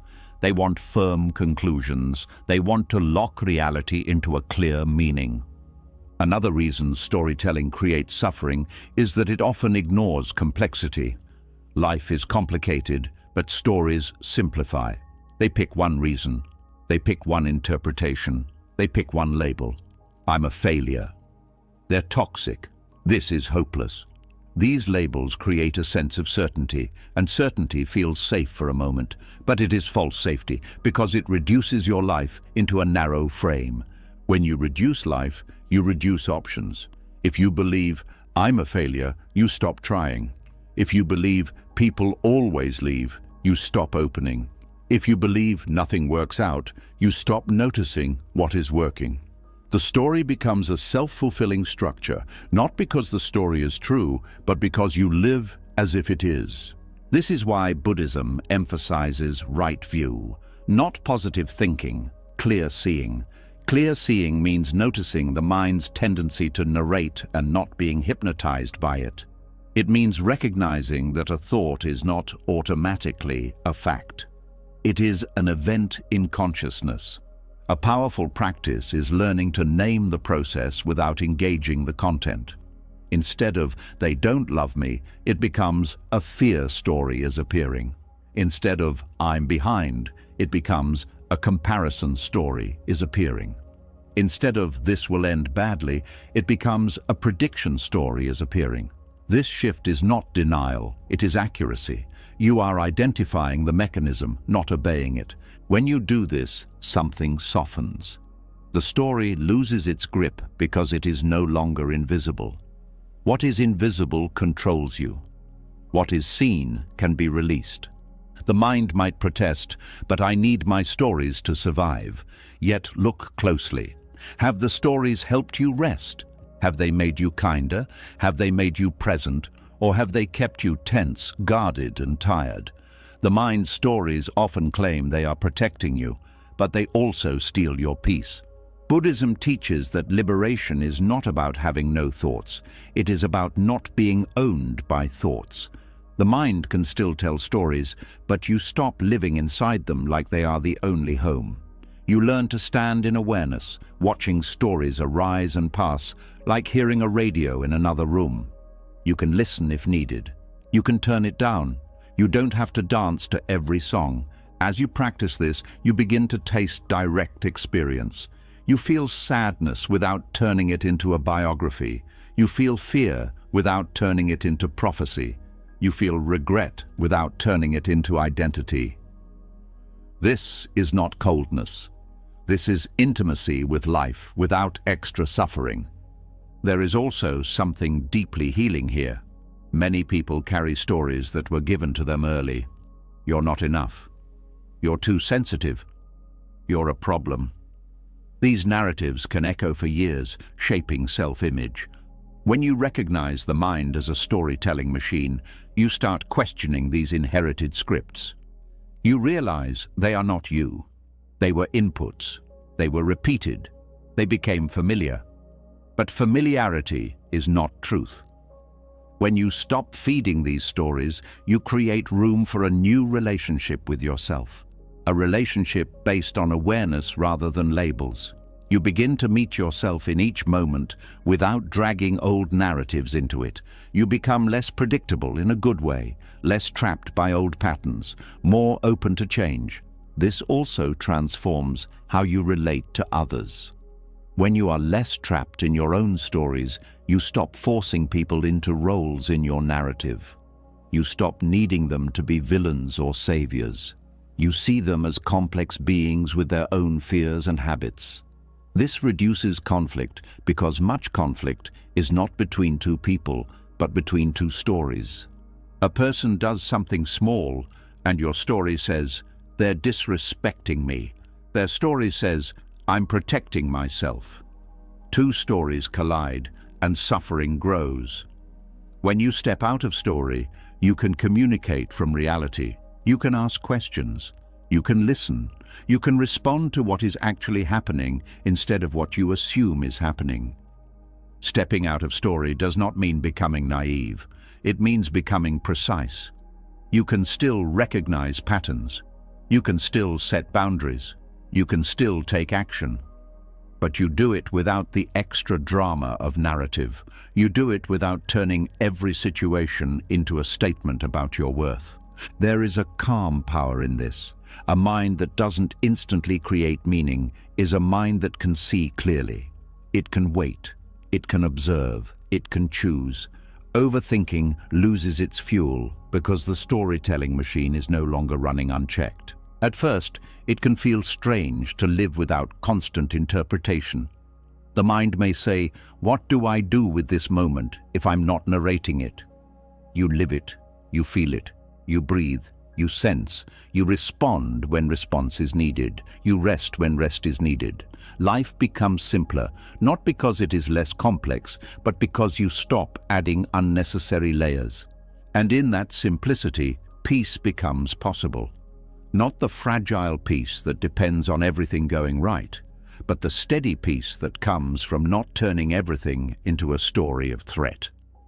The greatest shift is this: events are real, but they are not always personal.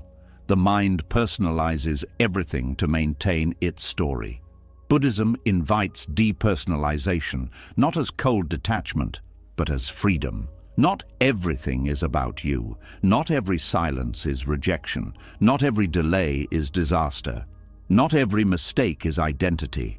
When this lands, you stop carrying life as a heavy narrative. You start carrying it as experience, moment by moment. And experience is lighter than story.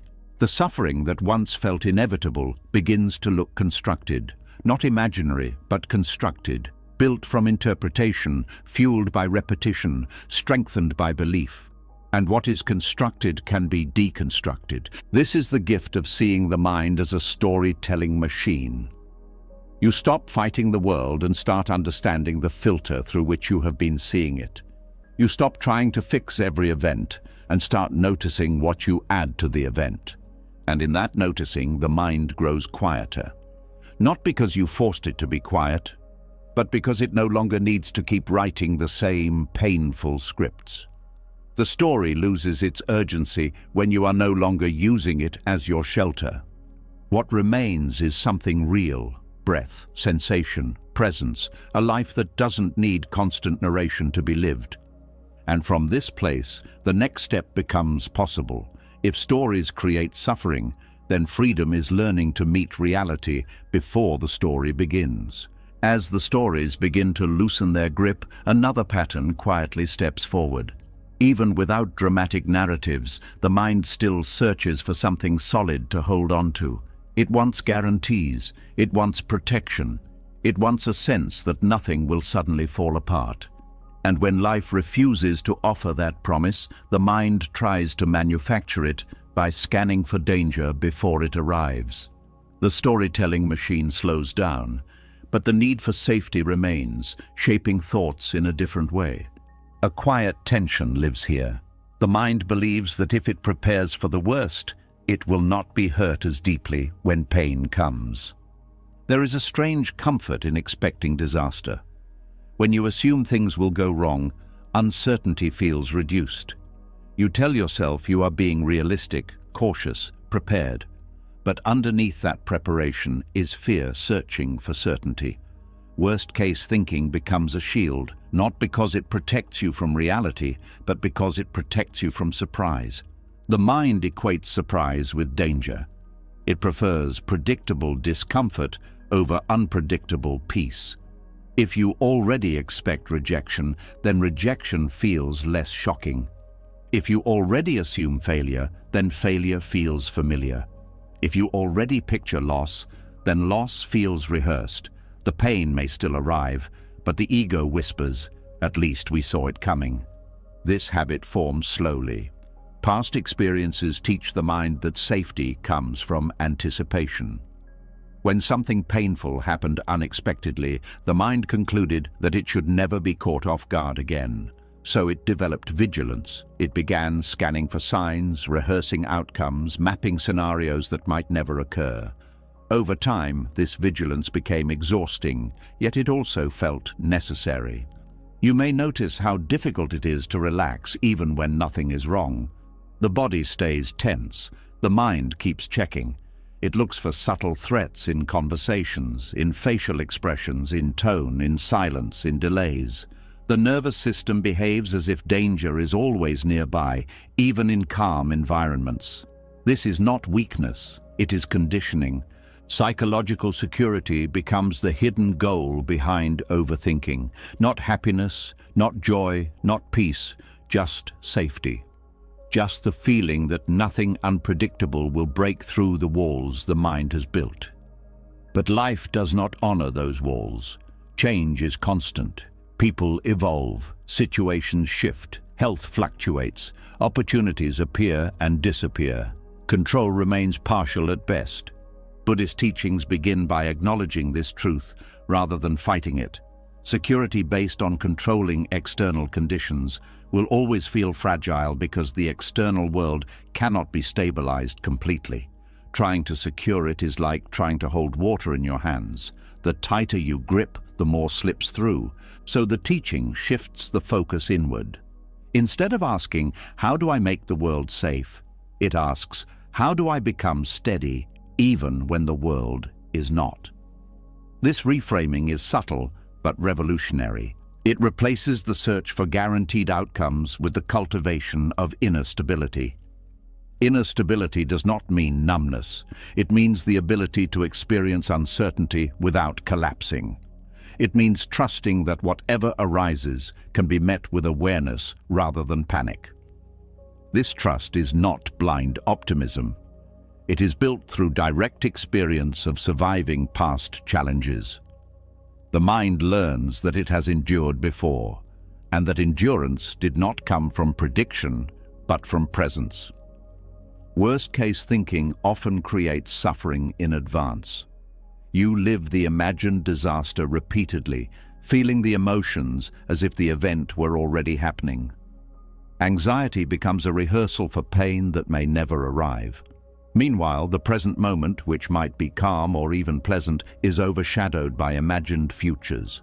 This is how the mind trades real peace for hypothetical safety. It sacrifices what is actually here for what might be there. The cost is enormous. Energy drains, sleep breaks, relationships suffer because attention is elsewhere, opportunities pass unnoticed because the mind is occupied with defense. Buddhism calls this dukkha, the underlying dissatisfaction that arises when reality and expectation collide. Expectation wants certainty. Reality offers change. The friction between the two creates tension. Letting go of the craving for psychological security does not mean becoming careless. It means recognizing the difference between practical preparation and obsessive prediction. Practical preparation is grounded in reality. It involves taking reasonable steps based on available information. Obsessive prediction goes beyond that, trying to eliminate all uncertainty, which is impossible. For example, planning for a trip by checking weather forecasts and packing accordingly is practical. Imagining every possible accident, delay, illness, or failure for days before leaving is obsessive. One supports functioning, the other fuels anxiety. The mind confuses the two because both involve thinking about the future, but their emotional tone is different. Practical preparation ends when the task is done. Obsessive prediction never ends because it feeds on possibility. Inner stability grows when you learn to recognize this difference. You complete what can be prepared for, and then you return to the present instead of continuing the loop. You accept that beyond a certain point, control fades and trust must begin. Trust here does not refer to trusting that nothing bad will happen. It refers to trusting your capacity to respond. You may not control events, but you can cultivate the qualities that help you meet them. Patience, resilience, compassion, clarity. These qualities form a deeper kind of security than any external guarantee. Meditation practices train this directly. When you sit with discomfort without reacting immediately, you discover that sensations change on their own. Anxiety rises, peaks and falls. Fear appears and dissolves. Thoughts come and go without needing resolution. This experience rewires the belief that you must fix everything instantly to feel safe. Over time, the mind begins to relax its constant scanning. It realizes that not every sensation is a threat, not every thought is a warning, not every uncertainty is dangerous. Space opens where vigilance once dominated. Another layer of this craving involves identity. Some people unconsciously tie their sense of self to being the one who anticipates problems. Being prepared becomes a badge of competence. Letting go of worst-case thinking feels like losing an advantage, like stepping into vulnerability without armor. Yet true stability does not come from armor. Armor is heavy, it restricts movement, it isolates.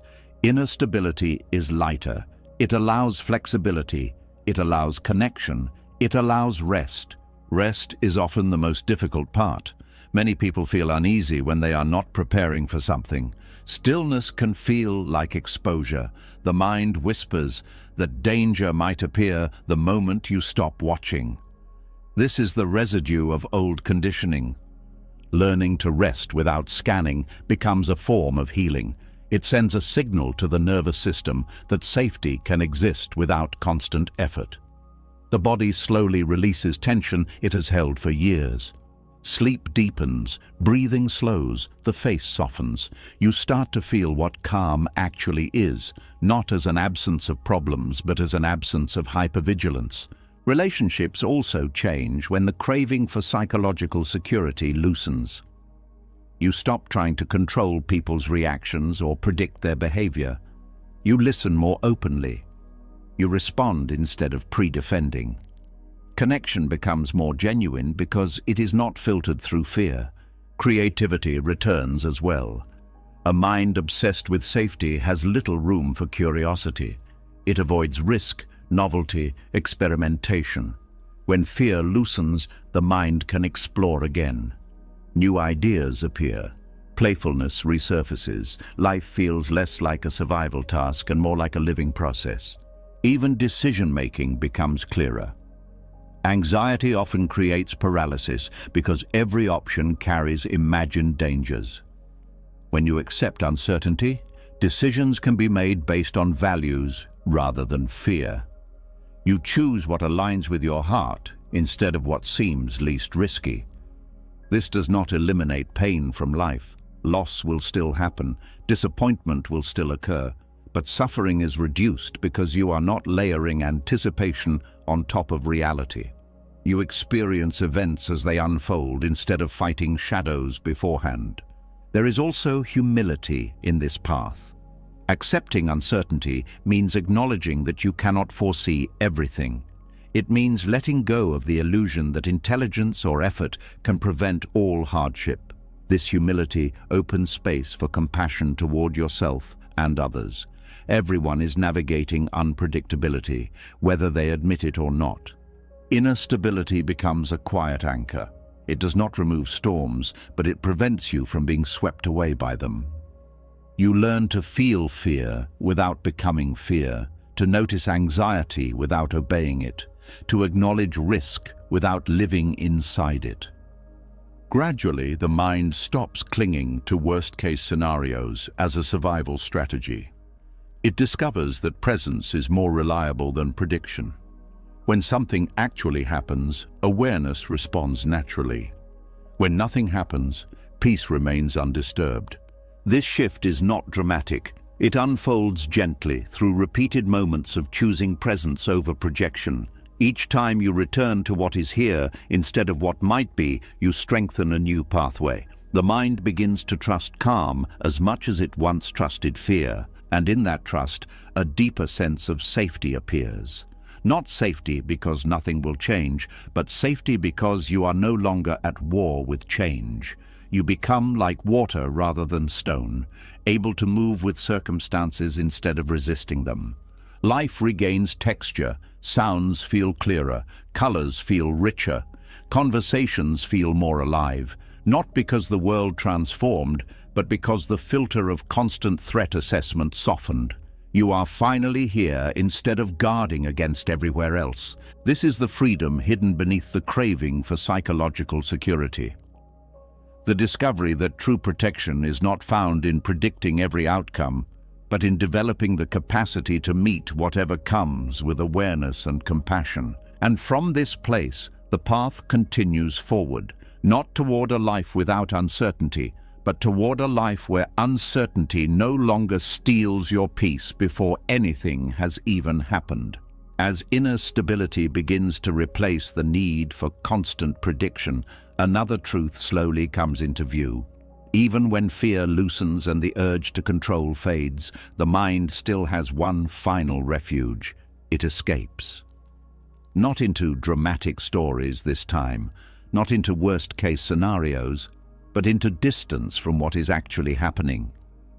It travels backward into memories or forward into possibilities, rarely staying where life is unfolding. Safety is no longer sought through control, but through absence. The present moment, with its raw and unpredictable sensations, feels too exposed, so the mind quietly leaves it. A subtle sadness lives here. Life can only be touched now, yet the mind spends most of its energy somewhere else. Overthinking becomes a form of avoidance, not because the person wants to escape life consciously, but because direct experience feels too intense or uncertain. Thinking creates distance. It turns a living moment into an object to analyze instead of something to feel. When you think about your feelings instead of feeling them, you stay one step removed from their full impact. This distance can feel protective. If you stay in your head, you don't have to fully experience vulnerability, disappointment, loneliness, or even joy. Joy can feel risky too, because it reminds you that loss is possible. So the mind moderates everything through thought, like placing glass between you and reality. Living in imagined futures is one of the most common forms of this avoidance. The mind rehearses conversations that have not happened, prepares for outcomes that may never occur, constructs entire timelines filled with hypothetical problems. This activity gives the illusion of engagement, but it is actually disconnection. While the body sits in a room, the mind is somewhere else entirely, negotiating with shadows. Future thinking promises safety by suggesting that preparation will reduce uncertainty. But preparation that never ends becomes paralysis. You delay action because you are still planning. You delay rest because you are still calculating. You delay presence because you are still anticipating. Life becomes something you will start living after you finish thinking about it. The past offers another refuge. Memory becomes a place where the mind tries to correct what cannot be changed. It replays scenes with different words, different reactions, different endings. It imagines how things should have gone. This creates the illusion of control over something already finished. Yet the body relives the emotions each time, as if reopening a wound that had begun to close. Reconstructed pasts are rarely accurate. Memory is shaped by current emotions and beliefs. The mind edits details, highlights certain moments, ignores others, creating a narrative that supports its present identity. You may remember a conversation as harsher than it was, or an event as more humiliating than anyone else perceived. These reconstructions feed shame, anger, or regret, pulling you further away from what is actually happening now. Avoidance of the present is not always dramatic. It can look like constant distraction, checking devices repeatedly, needing background noise, filling every quiet space with stimulation. Silence becomes uncomfortable because it removes the buffer between you and your own experience. Without distraction, sensations become vivid, thoughts slow enough to be noticed. Emotions rise without immediate outlets. Buddhist teachings place the present moment at the center of liberation because it is the only place where life is real. The past exists as memory. The future exists as imagination. Only now contains direct contact. When you avoid now, you avoid life itself. Direct contact with reality means feeling sensations as they arise without immediately labeling them. It means hearing sounds without constructing stories about them. It means noticing thoughts without following them into narrative. This level of presence can feel unfamiliar because the mind is used to operating through interpretation rather than experience. There is a rawness to the present that can be unsettling. Without the filters of memory or anticipation, you encounter life without cushioning. A difficult emotion is felt directly instead of analyzed. Physical discomfort is experienced without distraction. Uncertainty is acknowledged without escape routes. Yet this rawness is also where aliveness lives. Overthinking dulls this aliveness. It turns vibrant moments into conceptual puzzles. A sunset becomes a backdrop for worries. A conversation becomes an opportunity to analyze what was said and what should be said next. Even joyful experiences are interrupted by commentary. You may notice yourself thinking about how long the happiness will last or what might ruin it later. This commentary prevents immersion. You are never fully in the experience because part of you is observing, judging, planning, or remembering. It is like trying to swim while holding on to the edge of the pool. You never trust the water enough to let go. Avoidance of the present also protects identity. In the present moment, identity is fluid. Without stories about who you were or who you will be, there is just awareness. For the ego, this can feel like disappearance, so it keeps returning to past achievements or future goals to maintain a sense of continuity. Overthinking becomes a way to keep the self intact. Yet the paradox is that freedom lies in loosening that continuity. When you are not clinging to identity, you can respond more flexibly to life. You are not bound by old definitions. You can grow, change, adapt. The present becomes a space of possibility rather than a threat. Mindfulness practices train this return to now gently. Focusing on the breath anchors attention in a rhythm that is always happening. Sensations in the body provide immediate feedback about tension and relaxation. Sounds in the environment ground awareness in shared reality. These anchors are simple, but their effect is profound. They pull attention out of imagined timelines and back into lived experience. At first, the mind resists. It says there are more important things to think about. It claims that staying present is irresponsible, that vigilance is necessary.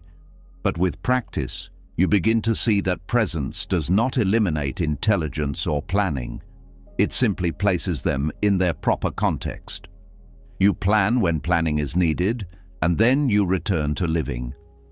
Emotions also change when you stop avoiding them through overthinking.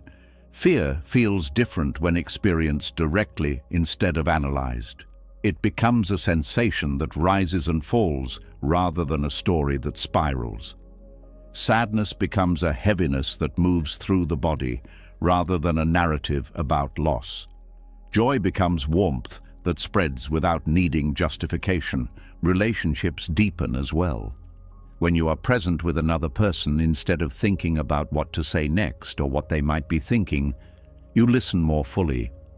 You notice subtleties in tone and expression. You respond authentically rather than strategically. Connection grows because presence is felt, even if it is not spoken. Avoidance of the present often stems from a belief that something better exists elsewhere.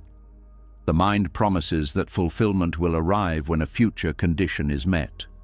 When you achieve something, resolve something, escape something, this keeps you in pursuit mode, always reaching, never arriving. Presence reveals that life is not waiting in the future. It is unfolding continuously. There is also a fear that if you stop thinking, you will miss something important. But clarity often arises in stillness rather than in constant mental activity. When the mind quiets, insights surface naturally. Solutions appear without force. Creativity emerges without pressure. Overthinking crowds out these processes by filling every space with noise. Returning to the present does not erase responsibilities. It changes how you carry them. Tasks are handled one at a time instead of being piled together in anticipation. Challenges are addressed as they arise instead of being multiplied in advance. This reduces overwhelm because attention is not stretched across multiple imaginary scenarios. The body becomes an ally in this practice. Physical sensations are always anchored in now.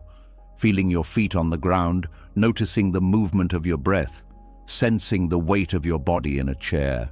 These simple observations reconnect you with reality when the mind drifts into abstraction. There is humility in acknowledging how often the mind leaves the present. It is not a failure. It is a habit developed over years of trying to manage uncertainty.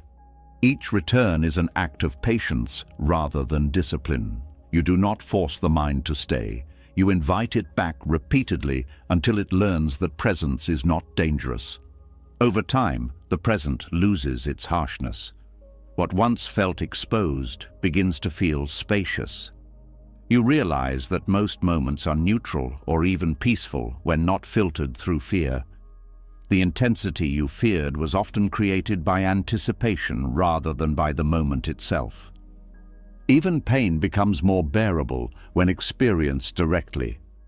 Without the added layer of "why is this happening?" or "how long will this last?" pain remains contained in the present. It does not spread into imagined futures or contaminated pasts. It is felt, and then it changes. This is the hidden freedom in letting go of overthinking as avoidance. You stop living life through a protective screen. You step into it fully, with all its uncertainty and beauty. You discover that presence does not weaken you. It strengthens your capacity to respond because you are grounded in reality rather than projections. Gradually, the urge to escape lessens. The mind still wanders, but it no longer feels like the only place where safety exists. The present becomes a home instead of a battlefield. You trust yourself to remain even when discomfort appears. And in that trust, a quiet joy emerges. Not excitement tied to outcomes, not relief from solved problems, but a simple appreciation for being here. Breathing, sensing, witnessing. Life happening without needing to be managed constantly. From this place, the journey continues forward, not toward a life free from thought, but toward a life where thought serves experience instead of replacing it. As the present moment becomes less frightening and more familiar, another illusion begins to loosen its hold. Even when you stop escaping into the past or future, the mind still whispers that something is unfinished. It insists that peace is just one more realization away, one more insight, one more explanation, one final piece that will make everything settle. The restlessness no longer comes from avoidance, but from a quiet belief that resolution must be found before you are allowed to rest. A soft but persistent ache lives here. The feeling that something in your life remains open, unresolved, incomplete. The mind treats closure like a destination. It promises that if you just think a little longer, analyze a little deeper, replay events with more precision, you will finally reach a point where the tension disappears. This promise keeps the mental search alive. You revisit conversations, decisions, losses, endings, always believing that the right interpretation will bring relief. But the relief never lasts. You may feel clarity for a moment, only for doubt to return. New questions appear, new angles to consider, new details to examine. The search continues because it feeds on itself. The mind becomes addicted to resolution, chasing certainty as if it were oxygen. This addiction forms because uncertainty feels unbearable. When something ends without explanation, the mind fills the silence with speculation. It wants a clear story, a final statement, a reason that makes the pain logical. Without that, it feels exposed. Closure promises protection by turning chaos into order. Yet life rarely offers clean endings. People leave without giving reasons. Opportunities vanish without closure conversations. Relationships fade without a final scene. Illness appears without warning. Plans collapse without explanation. The mind struggles because it expects life to follow narrative rules, but life moves in fragments. Overthinking becomes a ritual for managing this discomfort. Each thought is treated like a tool that might finally solve the puzzle. You believe that understanding will release you, But the understanding you seek is often impossible because it depends on factors outside your control. Other people's motives, hidden circumstances, timing, chance. No amount of thinking can fully reconstruct what was never visible. This is where Buddhism introduces a radical shift. It suggests that closure is not something you discover, it is something you allow. Acceptance replaces explanation. Instead of solving the past, you acknowledge that it exists and cannot be changed. Instead of completing the story, you stop requiring completion. Acceptance is often misunderstood as resignation. It is not giving up. It is stopping the fight against reality. When you stop arguing with what has already happened, energy that was trapped in resistance becomes available for living. The past loses its power to dictate the present. The mind fears acceptance because it feels like letting something win. It equates acceptance with approval. If you accept what happened, does that mean it was okay? Does that mean the pain was justified? This confusion keeps the struggle alive. Acceptance does not validate harm or erase accountability. It simply recognizes that the event exists in the past and cannot be undone. You can still learn, still set boundaries, still seek justice where appropriate. But you stop replaying the moment as if repetition could reverse it. Closure also becomes a substitute for grieving. When something ends, there is often sadness, anger, confusion, emptiness. These emotions need space to move. Overthinking blocks that movement by keeping the focus on solving rather than feeling. You stay in analysis mode instead of allowing the emotional process to unfold. Grief does not require understanding, it requires presence. When you allow yourself to feel loss without demanding answers, the intensity changes naturally. It rises, falls, transforms. Over time, the sharp edges soften. This is the body's way of processing experience when the mind stops interfering. The false promise of closure also affects identity. You may believe that until you understand why something happened, you cannot move forward. Your sense of self becomes tied to the unresolved event. You define yourself by what is unfinished. Letting go feels like losing part of who you are, yet holding on keeps you anchored to a version of yourself that existed in that moment. Acceptance allows identity to evolve. You are not abandoning the past. You are allowing yourself to grow beyond it. Relationships are especially vulnerable to this illusion. When someone leaves, the mind searches for reasons endlessly. Was it something you said? Something you didn't do? Something you missed? These questions loop because they suggest that if you had known earlier, you could have prevented the outcome. This gives the illusion of control. But relationships involve two evolving people, each with their own fears, desires, and histories. No single explanation can capture that complexity. Closure may never come from the other person because they may not fully understand their own motivations. Waiting for their explanation keeps you suspended in uncertainty. Buddhist practice encourages releasing the need for external validation of your experience. You can acknowledge your pain without requiring someone else to confirm it. You can honor what you felt without needing the other person to agree. This autonomy frees you from waiting. Another layer of the closure illusion involves perfectionism. The mind believes that if you analyze long enough, you can extract the perfect lesson, the flawless understanding that will prevent future mistakes. But life does not operate on perfect lessons. Growth often comes from imperfect action, from moving forward without complete clarity. Acceptance allows learning without obsession. You take what is useful and leave the rest.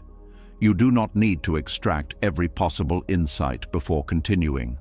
Sometimes the lesson is simply that not everything can be resolved. The search for closure also interferes with forgiveness. Forgiveness is not about excusing behavior, it is about releasing the emotional burden that keeps you tied to the past. When you forgive, you are choosing freedom over continued involvement in the story. But forgiveness requires letting go of the demand for a final explanation. You may never understand why someone hurt you. You may never know what could have been different. Forgiveness means accepting that lack of knowledge and choosing peace anyway. It is an act of self-compassion rather than generosity toward the other person. Acceptance gradually reveals something unexpected. The tension that drove the search was never about the event itself. It was about resistance to uncertainty. Once you accept that some questions will remain unanswered, the pressure to keep thinking dissolves. You no longer need to solve what cannot be solved. This creates space for new experiences to enter your life. When the mind is occupied with unresolved pasts, it has little capacity for present opportunities. Acceptance clears the clutter. It opens attention to what is happening now instead of what should have happened before. There is also humility in recognizing the limits of understanding. Human perception is partial. Memory is selective. Interpretation is subjective. Accepting these limits reduces the need for definitive closure. You allow life to remain complex without forcing it into simple conclusions. Over time, the compulsion to revisit the same questions weakens. The mind learns that peace does not come from answers, but from release. You stop treating thoughts like tools for fixing the past and start seeing them as temporary events that do not require action. The body responds as well. Muscles that were tense from constant mental effort relax. Breathing becomes deeper. Sleep improves because the mind is not running unresolved scenarios all night. Energy returns because it is no longer drained by repetitive analysis. Acceptance also restores trust in life's unfolding. You begin to see that many meaningful experiences came from situations that once felt unresolved. New relationships, unexpected opportunities, personal growth. Closure was not required for these changes to happen. Life moved forward anyway. This realization softens the fear of incompleteness. You understand that open endings are not failures. They are part of the human experience. Some chapters close without ceremony. Some questions remain unanswered. Some paths diverge without explanation. Peace comes from allowing this imperfection. You stop waiting for life to become tidy before you permit yourself to relax. You recognize that uncertainty is not a flaw in existence. It is the texture of existence. Gradually, the need for closure is replaced by something quieter: presence. Instead of trying to resolve the past, you engage with what is here. Instead of seeking final answers, you cultivate steady awareness. Instead of finishing the story, you step out of it. And in that step, a different kind of freedom appears. Not the freedom of having everything figured out, but the freedom of not needing to figure everything out. The mind rests because it is no longer chasing an endpoint that keeps moving. From this place, life becomes less about resolution and more about participation. You respond to what arises without carrying unfinished business into every moment. You trust that clarity will come when needed, and when it does not, you trust that you can still live fully. Acceptance ends the search not by solving the mystery, but by dissolving the need for a solution. The past remains where it belongs. The present regains its depth. The future opens without the weight of unresolved narratives. And in that openness, the journey continues, lighter than before, guided not by the demand for closure, but by the quiet confidence that nothing essential is missing.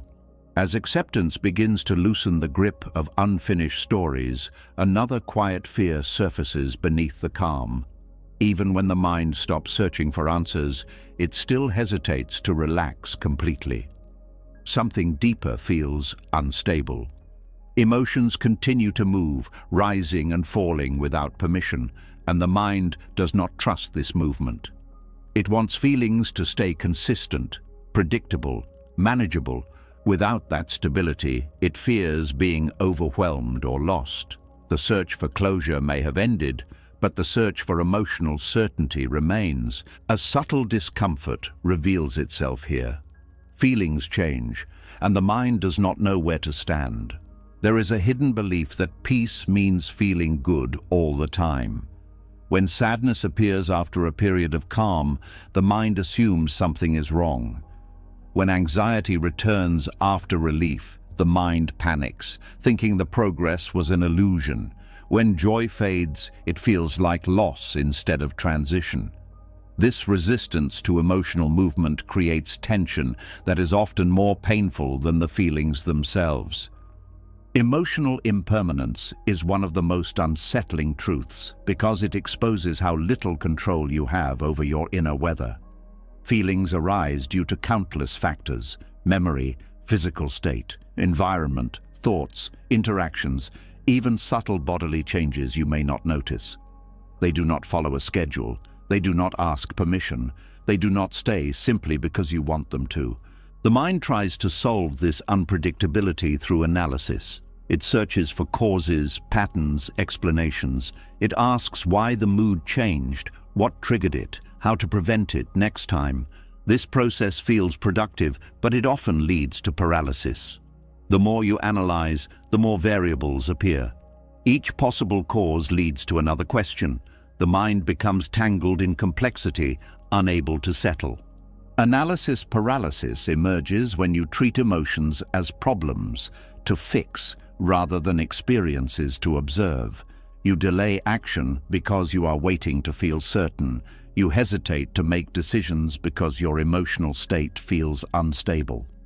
You postpone conversations because you fear reacting from the wrong place. Life slows down because the mind is waiting for a permanent emotional baseline that never arrives. Buddhist teachings approach this differently. They emphasize that emotions are processes, not identities. They are movements within awareness, not definitions of who you are. When you see them as passing phenomena, the urgency to control them decreases. You do not need to eliminate sadness to function. You do not need to freeze joy to preserve it. You allow both to exist without clinging. Observation replaces resistance. Instead of asking why a feeling is here, you notice how it feels in the body. Where is the tension? Where is the warmth? Where is the heaviness? How does it shift from moment to moment? This direct attention dissolves the illusion that emotions are solid objects. You see their fluid nature, their constant subtle changes. Peaceful observation requires patience because the habit of resistance is strong. The mind wants to intervene, to correct, to stabilize. It believes that letting emotions move freely will lead to chaos. But in reality, emotions often intensify when suppressed and soften when acknowledged. Fear of emotional impermanence also connects to identity. If your sense of self is built around being calm, confident, strong, or composed, the arrival of fear or vulnerability feels threatening. You may interpret it as regression or failure. This interpretation creates shame, which compounds the original emotion and prolongs its presence. When identity loosens, emotions become less personal. Fear can arise without meaning you are weak. Sadness can appear without meaning you are broken. Joy can fade without meaning something has been lost. Feelings become events rather than verdicts. Another aspect of this fear involves anticipation. The mind remembers past emotional storms and worries about their return. It tries to predict when the next wave will hit, scanning for early signs. This vigilance keeps the nervous system activated, making calm feel fragile even when nothing is wrong. Trust grows when you realize that you have survived emotional changes before. Every intense feeling you have experienced eventually shifted, even if it felt permanent at the time. This memory of resilience becomes a quiet foundation. You stop fearing the movement itself because you know it does not last forever. Overthinking interferes with this trust by replaying extreme scenarios. It suggests that next time might be worse, longer, unbearable. These projections keep you anchored in caution instead of confidence. Letting go of them allows emotional life to unfold naturally. Physical awareness helps here. Emotions manifest in the body through sensations: tightness, warmth, restlessness, fatigue.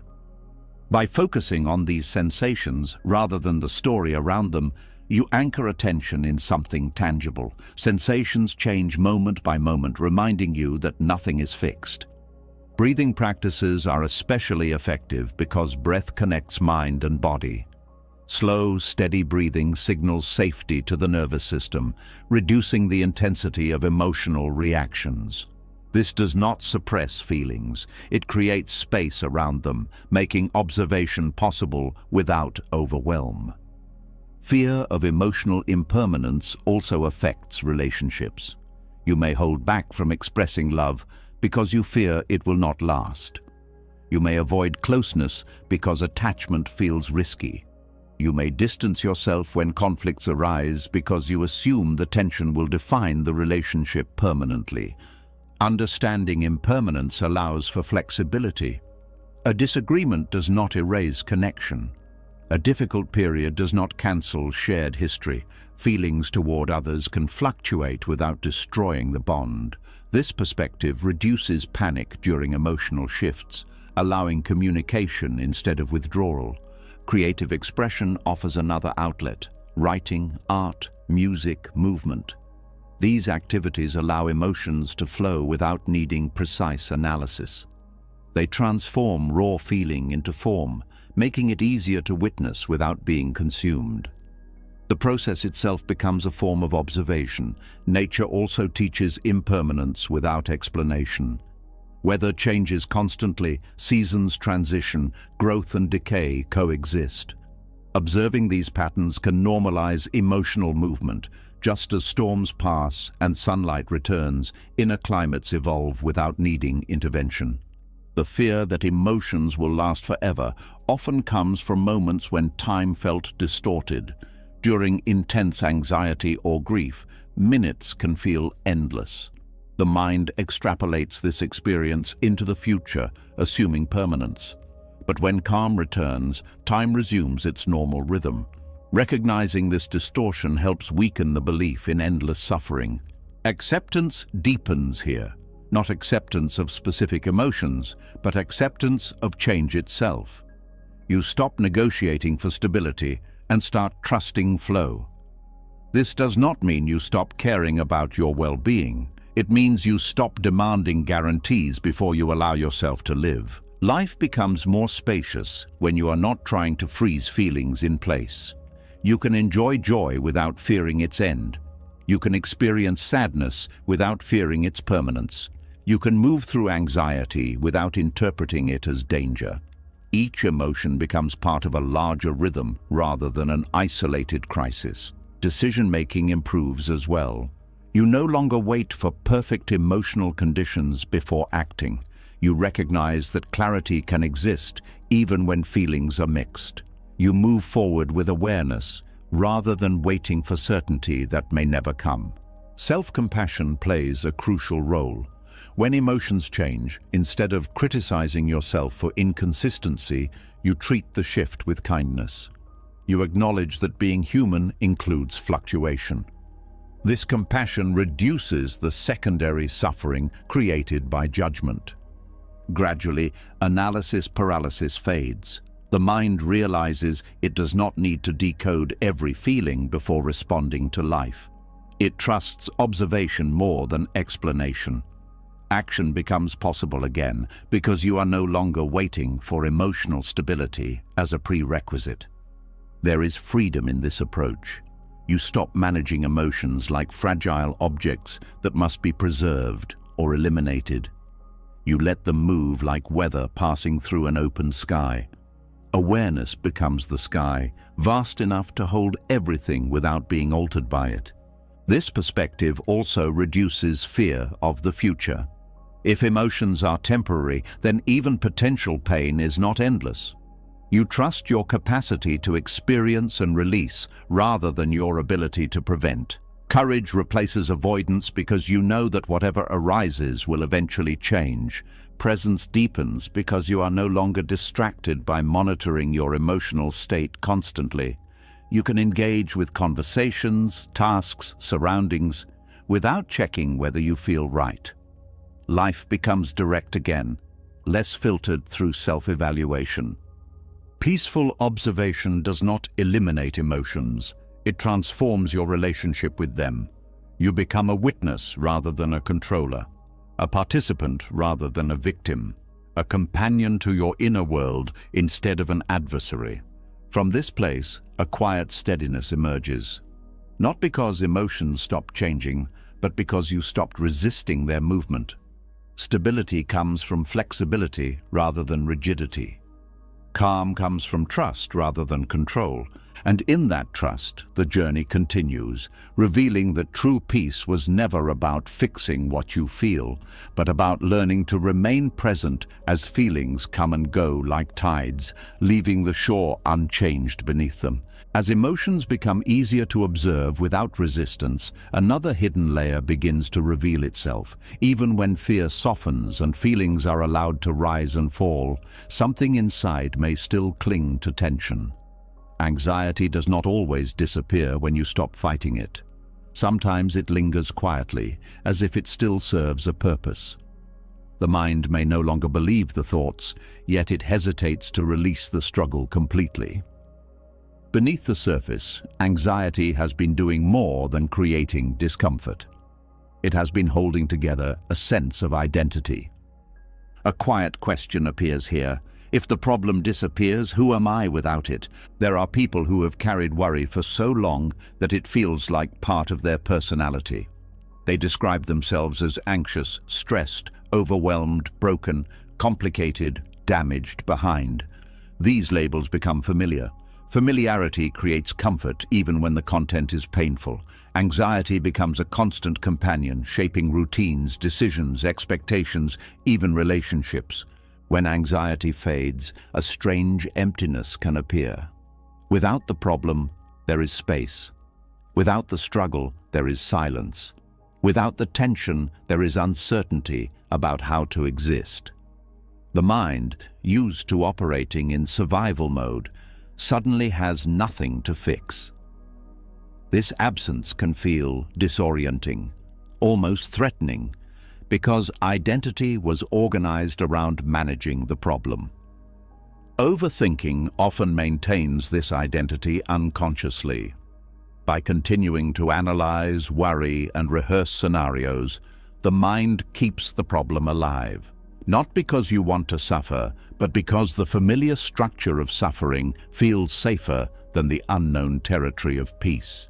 Letting go of anxiety can feel like stepping into a life you do not yet recognize. Some people become known for their struggles. Friends expect them to be the one who worries, the one who overthinks, the one who anticipates problems. This role creates a subtle form of belonging. If the anxiety disappears, the role changes. The person may fear losing connection or relevance. The mind protects against this by keeping the pattern active. There is also a sense of purpose tied to problems. When you are focused on fixing something, you feel engaged. There is a task, a mission, a direction. Without the problem, you may face open-ended freedom, which requires self-definition. Freedom demands choice, and choice can feel heavier than struggle. Buddhist teachings point out that identity itself is fluid. What you call me is a collection of habits, memories, reactions, preferences, and roles that shift over time. When identity is built around suffering, it becomes rigid because it relies on repetition. Anxiety must continue for the identity to feel stable. Letting go of that identity does not mean becoming empty or meaningless. It means discovering that you are not defined by the problems you solved or the pain you endured. Awareness exists before and after those experiences. You are not the story of your struggle. You are the space in which that story appeared. Fear arises because this space feels unfamiliar. Without labels, you may not know how to describe yourself. Without constant tension, you may not know how to measure your worth. Without problems, you may not know what to talk about. The mind prefers known discomfort to unknown openness. Healing sometimes triggers this fear. When symptoms improve, a person may unconsciously recreate stress to restore the familiar state. They might take on unnecessary responsibilities, dwell on minor issues, or reopen past wounds. This is not sabotage in a malicious sense. It is a reflex to preserve identity. Awareness breaks this cycle by revealing the mechanism. When you see that anxiety is being maintained to protect a sense of self, compassion becomes possible. You stop judging yourself for not getting better fast enough. You recognize that letting go involves redefining who you are, not just changing how you feel. Identity built from problems often begins early. A child who receives attention only when distressed may learn that suffering brings connection. A person praised for being strong in difficult situations may unconsciously seek difficulty to maintain that image. Over time, struggle becomes the lens through which life is experienced. This does not mean the suffering was chosen. It means the response to suffering shaped identity. The mind learned patterns that once helped survival.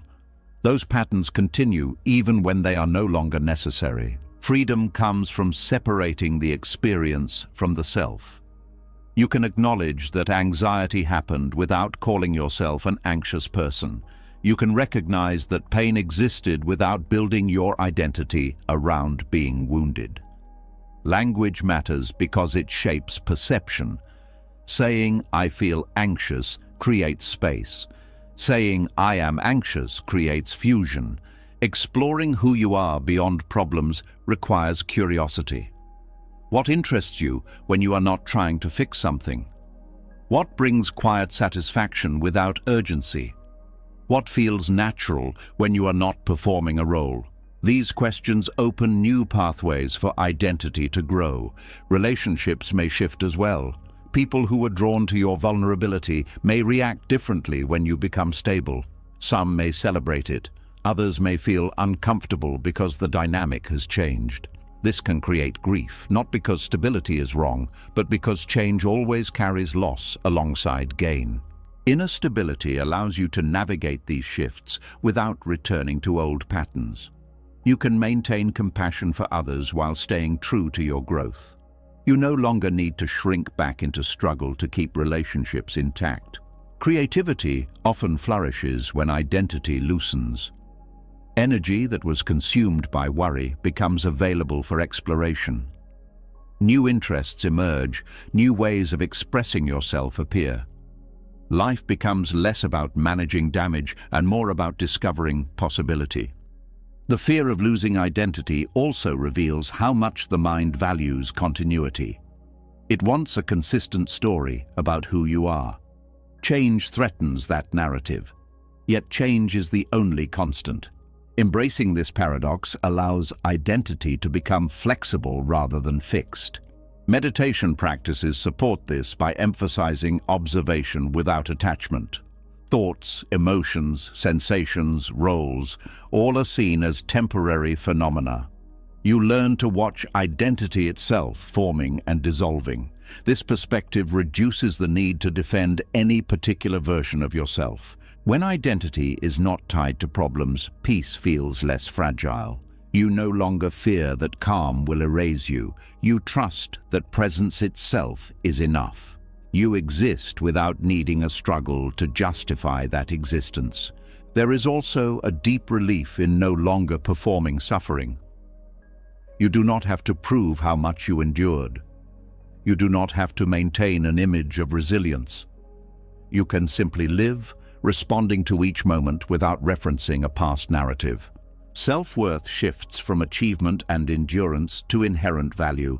You do not need to earn your place by overcoming obstacles constantly. You belong because you are alive, aware, capable of connection. Letting go of problem-based identity also changes how you view others. You stop categorizing people by their struggles. You see them as evolving beings rather than fixed characters. Compassion grows because you recognize that everyone is navigating their own patterns. The mind may still try to return to familiar roles during stress. This is natural. Awareness allows you to notice without fully stepping back into the old identity. You acknowledge the pull without obeying it. Gradually, a new sense of self emerges, one that is not defined by pain, but by presence. This identity is lighter because it does not require maintenance through suffering. It can adapt as circumstances change. It can expand rather than contract. There is freedom in discovering that you are not the problems you faced, not the fears you carried, not the labels you accepted. You are the awareness that witnessed all of it. This awareness remains even when the problems dissolve. And in that realization, the journey continues, revealing that peace does not erase who you are. It reveals who you were before the struggle became your name. As identity loosens and you begin to sense that you are more than the problems you carried, another subtle difficulty can appear. Awareness grows stronger, but instead of bringing peace, it sometimes creates a new tension. You start watching yourself constantly, checking every thought, monitoring every emotion, evaluating every reaction. The struggle shifts from fixing problems to fixing the observer. What once felt like freedom becomes another form of pressure, as if you must now perform calmness perfectly. A quiet unease lives here, the sense that even your healing is being judged from the inside. Self-observation can begin as a healthy practice. You notice patterns, you become conscious of reactions, you slow down before acting. But when awareness turns rigid, it stops being supportive. It becomes surveillance. You watch yourself the way a critic watches a performance, searching for flaws instead of understanding. Each moment is measured against an invisible standard of how a peaceful person should behave. This hyperanalysis often comes from the desire to get everything right. You believe that if you observe carefully enough, you can eliminate all negative thoughts and uncomfortable emotions. You treat mindfulness like a tool for perfection, instead of a doorway to acceptance. The mind turns inward with the same intensity it once directed outward, creating pressure instead of relief. The body responds to this pressure with subtle tension. Breathing becomes shallow. Movements feel constrained. You hesitate before speaking because you are checking whether your words are mindful enough. Spontaneity fades because everything is filtered through analysis. Life becomes a performance of awareness rather than a lived experience. True Buddhist observation is different. It is soft, open, and curious. It does not try to control what it sees. It does not label experiences as success or failure. It allows thoughts to arise without chasing them and allows emotions to pass without interrogation. This gentleness is essential because force creates resistance, and resistance tightens the mind again. Hyperanalysis confuses observation with control. You may think you are being mindful when you are actually trying to manipulate your inner state. You watch your anger in order to suppress it, watch your sadness in order to eliminate it, watch your anxiety in order to prove you are not anxious. This creates a split inside you, one part judging, another part being judged. Gentle observation dissolves this split. Instead of standing against your experience, you stand with it. You become a witness rather than a supervisor. This shift changes the emotional tone immediately. Curiosity replaces pressure, compassion replaces criticism, presence replaces performance. Many people fall into the trap of self-observation because they misunderstand progress. They assume that a calm person never feels disturbed, never has intrusive thoughts, never reacts impulsively. When reality contradicts this image, they tighten their monitoring, hoping to correct themselves. But progress is not the absence of difficulty. It is the ability to meet difficulty without losing balance. Gentle awareness allows imperfection. It recognizes that thoughts are not under full voluntary control. Emotions arise from complex interactions between mind and body. Reactions sometimes happen before awareness catches up. Instead of treating these moments as failures, you treat them as information. You learn from them without turning them into self-criticism. This approach creates safety inside your own mind. You no longer fear noticing difficult thoughts because you know you will not punish yourself for having them. Observation becomes a supportive presence rather than a threatening spotlight. Hyperanalysis also disconnects you from the body. When you stay in your head evaluating your experience, you lose contact with physical sensations, yet the body is the anchor of presence. Feeling your feet on the ground, noticing the rhythm of your breath, sensing tension and relaxation, these experiences bring awareness out of abstraction and into reality. Returning to the body softens observation. Instead of analyzing why you feel anxious, you notice how anxiety feels. Instead of dissecting sadness, you feel its weight and texture. Sensation replaces story. This direct contact reduces the urge to overthink because there is nothing to solve, only something to experience. Another aspect of gentle observation is allowing attention to rest. Hyperanalysis keeps the mind in constant motion, scanning for changes, checking for improvement. Gentle awareness includes moments of simply being without effort. You sit, breathe, listen, exist without evaluating the experience. This rest is not laziness, it is recovery from the strain of constant monitoring. Nature demonstrates this kind of awareness effortlessly. A tree does not watch itself grow. A river does not analyze its flow. Growth happens through participation, not inspection. When you relax into experience instead of dissecting it, life unfolds more naturally. Relationships improve when observation becomes gentle. Instead of analyzing every interaction afterward, you stay present during the conversation. You listen without rehearsing responses. You feel connection instead of measuring performance. Communication becomes authentic because you are not dividing attention between the moment and your internal commentary. Creativity also returns when hyperanalysis fades. Artistic expression requires freedom from self-judgment during the process. When observation becomes supportive rather than critical, ideas flow without interruption. You allow mistakes, experiments, surprises. This openness mirrors the natural creativity of the mind when it is not constrained by fear of imperfection. Gentle observation does not mean passivity. It includes discernment, the ability to recognize harmful patterns and make adjustments. But these adjustments arise from clarity rather than pressure. You change because you see clearly, not because you feel forced. Trust grows as you experience the effectiveness of this approach. You realize that awareness itself guides behavior without constant interference. When you are present, your responses become more aligned with your values naturally. You do not need to micromanage your reactions. There is also a deeper layer of humility in this practice. You acknowledge that control is limited, that the mind is complex, that growth is gradual.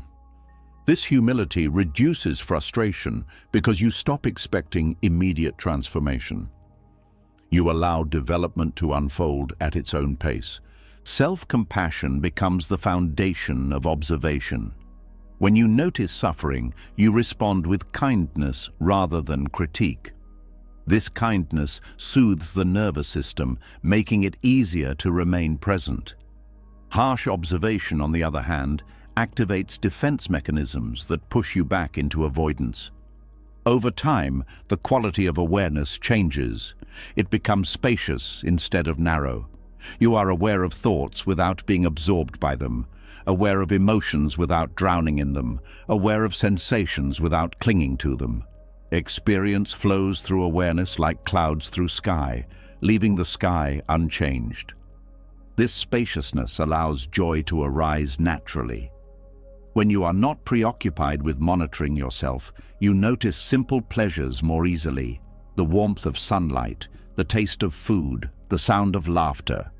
These moments restore balance because they remind you that life is not only about self-improvement. Even difficult experiences become more manageable within this space. Pain is still felt, but it does not dominate awareness completely. There is room for other sensations, other thoughts, other perspectives. Suffering decreases because it is not amplified by resistance. The trap of self-observation loosens when you recognize that awareness is already present. You do not need to manufacture it through effort. You simply relax into what is here. This relaxation does not reduce clarity, it enhances it. A calm mind sees more accurately than a tense one. Eventually, observation becomes as natural as breathing. It does not feel like a technique you are applying. It feels like your default way of being. You respond to life with openness instead of vigilance, curiosity instead of fear. From this place, mindfulness fulfills its true purpose, not as a tool for control, not as a measure of worth, but as a gentle companion to experience. Awareness becomes a form of kindness toward yourself and the world. And in that kindness, the journey continues, revealing that true peace does not come from watching yourself perfectly, but from allowing yourself to exist without needing to be watched at all. As observation becomes gentler and less intrusive, another hidden pattern quietly steps forward. Even when you stop judging your thoughts and allow emotions to move freely, the mind can still cling to one final defense. It wants to be correct. It wants to be justified. It wants proof that its view of the world is valid. Awareness may have softened the inner critic, but the ego still looks for ground to stand on. When that ground feels threatened, the mind prepares for battle long before any conflict appears. A quiet tension lives here. The feeling that you must win conversations that may never even happen. You may notice yourself replaying arguments in your head, crafting responses, sharpening explanations, predicting what the other person might say and how you will counter it. This rehearsal feels productive, as if you are protecting yourself from being misunderstood or dismissed. But the deeper motive is often preservation of identity. Being right confirms who you believe yourself to be. Being wrong feels like erosion. Attachment to being right grows from insecurity rather than confidence. When your sense of worth depends on being correct, disagreement feels like danger. A different opinion is not just another perspective, it becomes a challenge to your stability. The mind responds by tightening, preparing defenses, gathering evidence to support its position. These mental rehearsals consume enormous energy. You may walk through entire imaginary debates while doing ordinary tasks. Conversations repeat with new variations, each one ending with you finally proving your point. Yet the relief never lasts because the argument was internal, not real. The mind remains unsatisfied, waiting for actual validation. This pattern also distorts perception. When you are attached to being right, you listen selectively. You focus on details that confirm your view and ignore those that contradict it. You interpret neutral statements as attacks because they threaten your position. Communication becomes a competition instead of a connection. Buddhist teachings highlight the difference between truth and attachment to truth. Seeking understanding is healthy. Clinging to correctness is limiting. Truth does not need defense because it is not owned by anyone. It can be explored from multiple angles. Ego, however, needs certainty to maintain its boundaries. The need to be right often masks a deeper fear of being insignificant. If your ideas are dismissed, you may worry that you will be dismissed too. If your perspective is challenged, you may feel unseen or unheard. The mind protects against this by rehearsing stronger arguments, hoping to secure recognition. Gentle awareness reveals that validation does not come from winning. It comes from being present and authentic. When you release the need to dominate conversations, you create space for mutual understanding. You can listen without preparing counterpoints. You can speak without needing the last word. This shift transforms relationships. Instead of debates, interactions become dialogues. You become curious about other perspectives rather than defensive. Curiosity reduces tension because it replaces the assumption of threat with interest. Even disagreement can become enriching instead of exhausting. Attachment to being right also fuels resentment. When someone does not acknowledge your viewpoint, the mind holds on to the interaction, replaying it with frustration. This prolongs the emotional impact long after the conversation ended. Letting go of the need to be validated frees you from carrying these unresolved conflicts. The body reflects this attachment as well. Tight jaw, clenched shoulders, shallow breath. The nervous system prepares for confrontation even in calm environments. Releasing the need to win allows the body to relax, restoring balance that constant vigilance disrupts. Humility becomes a powerful antidote. Recognizing that your perspective is limited does not diminish you. It opens the possibility of learning. You can hold your views lightly, adjusting them as new information appears. This flexibility is a form of strength, not weakness. Self-inquiry can help uncover the roots of this attachment. Ask yourself what you fear would happen if you were wrong. Often the answer reveals concerns about respect, belonging, or competence. Addressing these fears directly reduces the need for defensive thinking. Silence also plays a role. Choosing not to respond immediately when challenged allows space for reflection. You may discover that not every disagreement requires resolution. Some differences can exist without threatening connection. Silence becomes a form of wisdom rather than avoidance. The practice of compassion extends here too. Understanding that others cling to their views for similar reasons, fear, insecurity, desire for recognition, softens your reactions. You see that conflict is rarely about facts alone. It is about emotional needs seeking expression. Over time, mental rehearsals lose their appeal. You no longer need to prepare for imaginary confrontations because your sense of self is not at stake. Conversations become opportunities to share and learn rather than arenas to defend territory. Freedom emerges when you realize that being understood is more valuable than being right. Understanding fosters connection. Correctness alone can create distance. When you prioritize understanding, you focus on listening deeply and expressing clearly rather than winning. This does not mean abandoning your values or accepting harmful behavior. It means engaging with firmness without aggression, clarity without rigidity. You can stand for what matters while remaining open to dialogue. Peace follows naturally because the mind is no longer occupied with endless rehearsals. Attention returns to the present moment, where life is actually happening. Energy once spent on imagined debates becomes available for creativity, relationships, and rest. You also become less reactive to criticism. Instead of interpreting it as an attack, you evaluate whether it contains useful information. If it does, you learn. If it does not, you release it. Your stability no longer depends on universal agreement. The ego's grip loosens when you see that identity does not need constant defense. You are not your opinions. You are the awareness that can hold multiple perspectives simultaneously. This awareness is spacious enough to allow disagreement without fragmentation. From this place, communication becomes an act of connection rather than assertion. You speak to share, not to dominate. You listen to understand, not to prepare responses.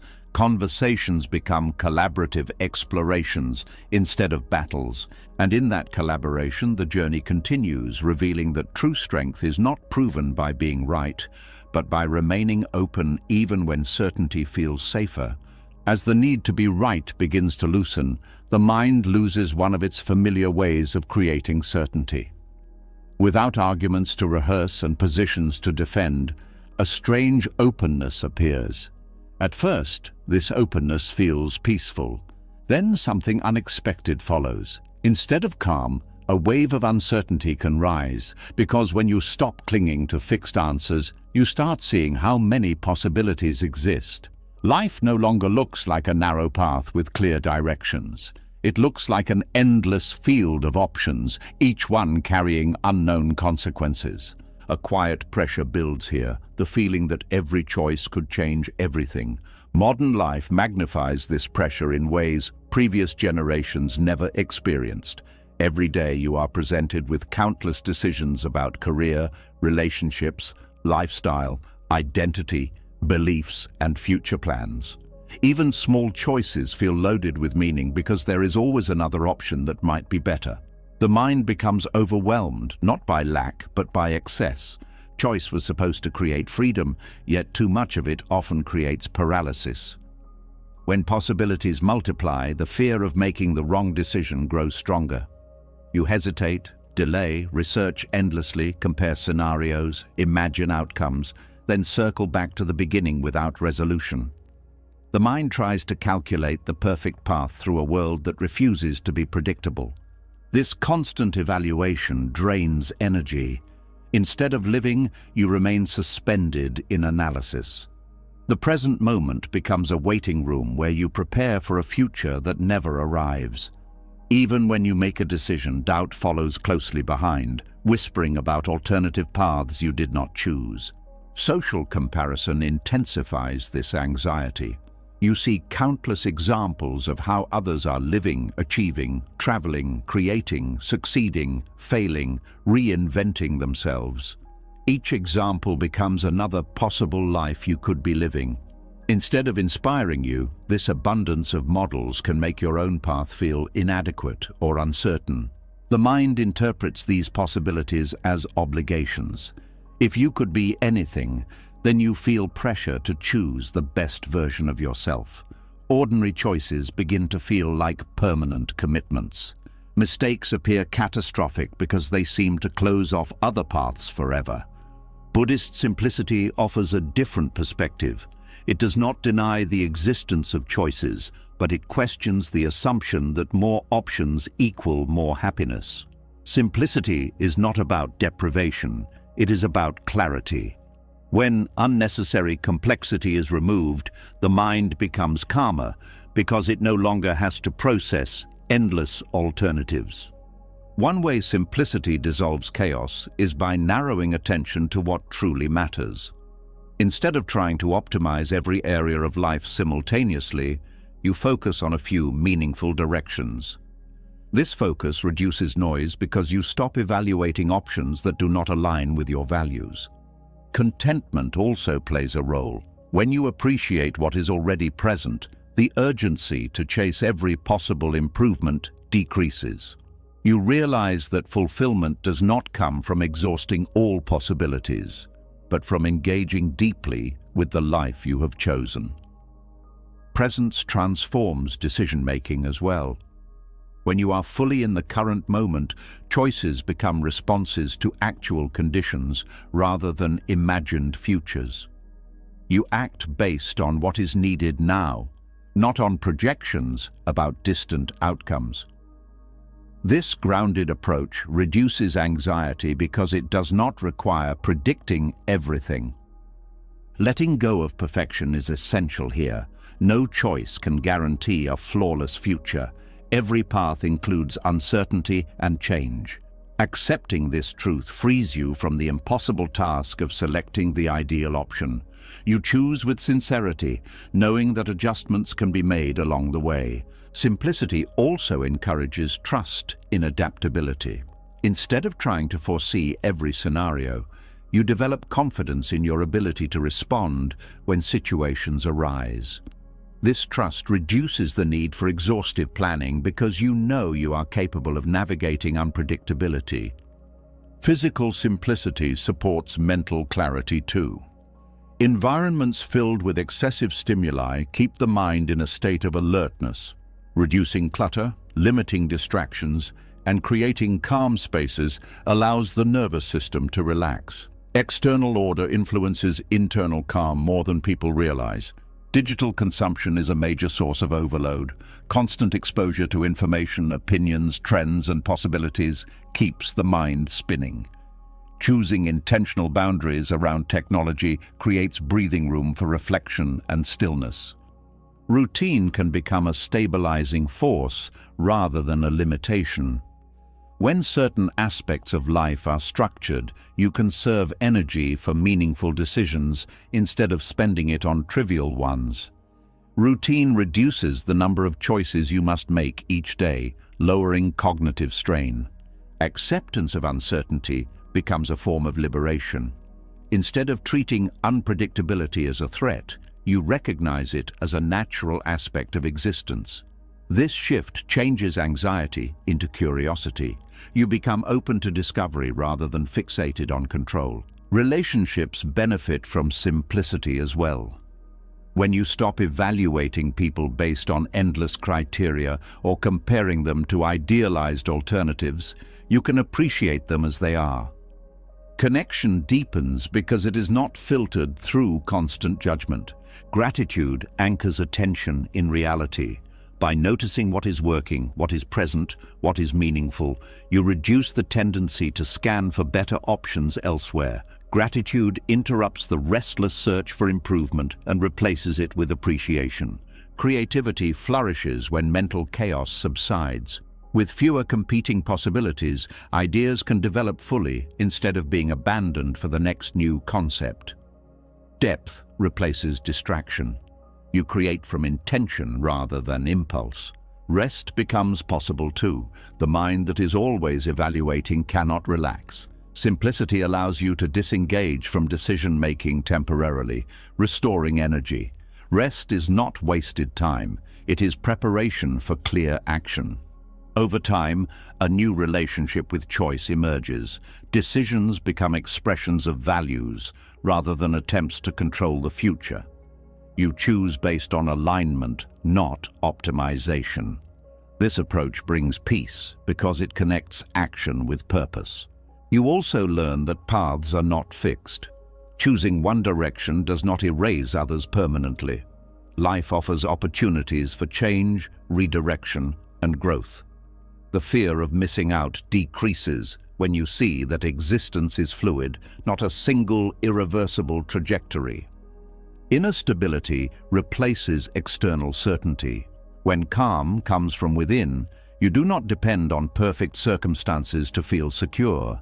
This stability allows you to navigate complexity without being overwhelmed by it. The anxiety of infinite possibilities dissolves when you realize that freedom is not about having every option open. It is about being at peace with the options you choose. Simplicity reveals that clarity is more valuable than abundance, and presence is more powerful than prediction. And in that clarity, the journey continues, showing that a peaceful mind is not created by expanding choices endlessly, but by learning how little is actually needed to live fully.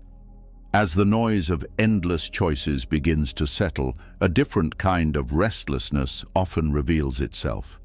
Even when life becomes simpler and the number of decisions decreases, the mind does not always become quiet. It finds another way to stay busy. Instead of scanning the world for possibilities, it starts scanning time itself. Moments that are gone are replayed as if they could be changed. Moments that have not arrived are rehearsed as if they must be controlled. Simplicity may clear the external chaos, yet the inner movement between past and future can continue without pause. A subtle ache lives here, the feeling of being everywhere except where your life is actually happening. Mental time travel feels useful at first. Revisiting the past seems like a way to learn. Rehearsing the future seems like a way to prepare. But when these habits become constant, they stop serving clarity and start producing suffering. You relive conversations that ended long ago, replaying them with different outcomes, sharper responses, better timing. You revisit mistakes, searching for a version of yourself who could have prevented them. Each replay carries the emotion of the original moment, as if the event is happening again. The body cannot distinguish between memory and reality when the experience is vivid. Heart rate changes, muscles tighten, breathing shifts. You feel shame, anger, regret, or sadness, as if the past is still unfolding. The event may be finished, but the emotional charge remains active because attention keeps returning to it. Future rehearsal works in a similar way. The mind projects scenarios forward, anticipating what might go wrong, what could be lost, what needs to be managed. These imagined situations trigger the same physiological responses as real threats. Anxiety builds not because something is happening, but because something might happen. This creates suffering that exists only in the mind's simulation. The present moment may be calm, yet the nervous system behaves as if danger is immediate. You carry tension into situations that do not require it, exhausting yourself before anything has even occurred. Mental time travel also prevents closure. When attention repeatedly returns to unfinished emotional experiences, the mind keeps them open. You cannot integrate the lesson because you are still reliving the event instead of allowing it to become part of the past. Healing requires distance, but constant replay erases that distance. Identity becomes tied to these temporal loops. You define yourself by what happened to you or by what you fear might happen. Instead of experiencing life as a series of unfolding moments, you experience it as a narrative anchored in memory and expectation. This narrative shapes perception, filtering new experiences through old interpretations. Buddhist teachings emphasize the uniqueness of the present moment. The past exists as memory, the future as imagination. Only the present is directly experienced. When attention rests here, suffering decreases because there is nothing to resist. You respond to what is actually happening, not to echoes or projections. Presence does not mean forgetting the past or ignoring the future. It means relating to them without being consumed by them. You remember without reliving. You plan without obsessing. Memory and anticipation become tools instead of traps. The practice of noticing sensations anchors attention in the present, feeling the breath, the contact of the body with the ground, the sounds in the environment. These experiences exist only now. They interrupt the momentum of time travel by redirecting awareness to what is tangible. Emotions shift when you remain present. Instead of amplifying them through storytelling, you experience their physical qualities directly. Sadness becomes heaviness in the chest. Anxiety becomes fluttering in the stomach. Observed in this way, emotions move and change naturally, rather than intensifying through mental repetition. Forgiveness plays a role in releasing the past. Holding on to resentment or guilt keeps the mind tied to previous events. Forgiveness does not excuse harmful actions. It frees you from carrying them forward. It allows the past to remain where it belongs, instead of occupying your current experience. Acceptance dissolves future rehearsal.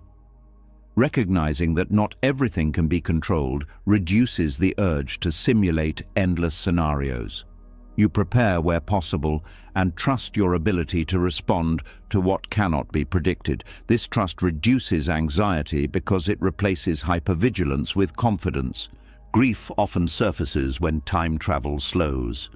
You may feel sadness for moments that cannot be revisited or fear of time passing. Allowing this grief is part of returning to presence. It acknowledges the reality of change without trying to escape it through memory or anticipation. Joy also becomes more accessible. When attention is not divided between past and future, you notice subtle pleasures that would otherwise be overlooked. Warmth, color, texture, connection. These experiences ground you in life as it unfolds. Sleep improves when mental time travel decreases. Rumination and worry often intensify at night because there are fewer distractions. Learning to return attention to simple sensations calms the mind, making rest possible. Relationships deepen when you are present. Instead of interpreting interactions through old wounds or future fears, you engage with the person in front of you as they are now. Listening becomes genuine because you are not simultaneously reliving previous conversations or anticipating outcomes. Creativity emerges from presence as well. New ideas arise when the mind is not preoccupied with replaying or rehearsing. You respond to inspiration in real time instead of filtering it through past expectations or future concerns. The passage of time feels different too. Moments seem fuller because you are experiencing them directly. Life no longer feels like something slipping away unnoticed. Each day becomes distinct rather than blurred by constant distraction. Presence also reveals impermanence clearly. Everything changes, including thoughts, emotions, circumstances, relationships. Seeing this directly reduces attachment because you understand that clinging cannot stop change. Acceptance replaces resistance. Compassion grows from this understanding. You recognize that others are also navigating their own memories and fears. Instead of reacting to their behavior defensively, you respond with patience. This softens conflict and strengthens connection. The mind still travels through time occasionally. This is natural. The goal is not to eliminate memory or planning, but to prevent them from dominating awareness. When you notice the movement, you gently return to the present without judgment. Over time, this returning becomes easier. Presence becomes a familiar place rather than an effortful practice. You trust that what you need to know will arise when needed, not through constant rehearsal. Peace emerges not because life becomes predictable, but because you are no longer fighting time itself. You stop trying to rewrite what has already happened or control what has not yet arrived. You meet life where it is, moment by moment. And in that meeting, the journey continues, revealing that suffering is not created by time passing, but by leaving the only moment where life can actually be lived. As attention returns to the present and the pull of past and future begins to loosen, a deeper resistance can still remain. Even when you stop replaying what has already happened and rehearsing what has not yet come, the mind may struggle with something more subtle. It is not only afraid of memories or possibilities, it is afraid of life moving on its own. Without constant mental interference, events unfold in ways that cannot be predicted or controlled. This openness can feel unsettling, as if you are standing without armor in a world that refuses to follow a script. A quiet vulnerability appears here.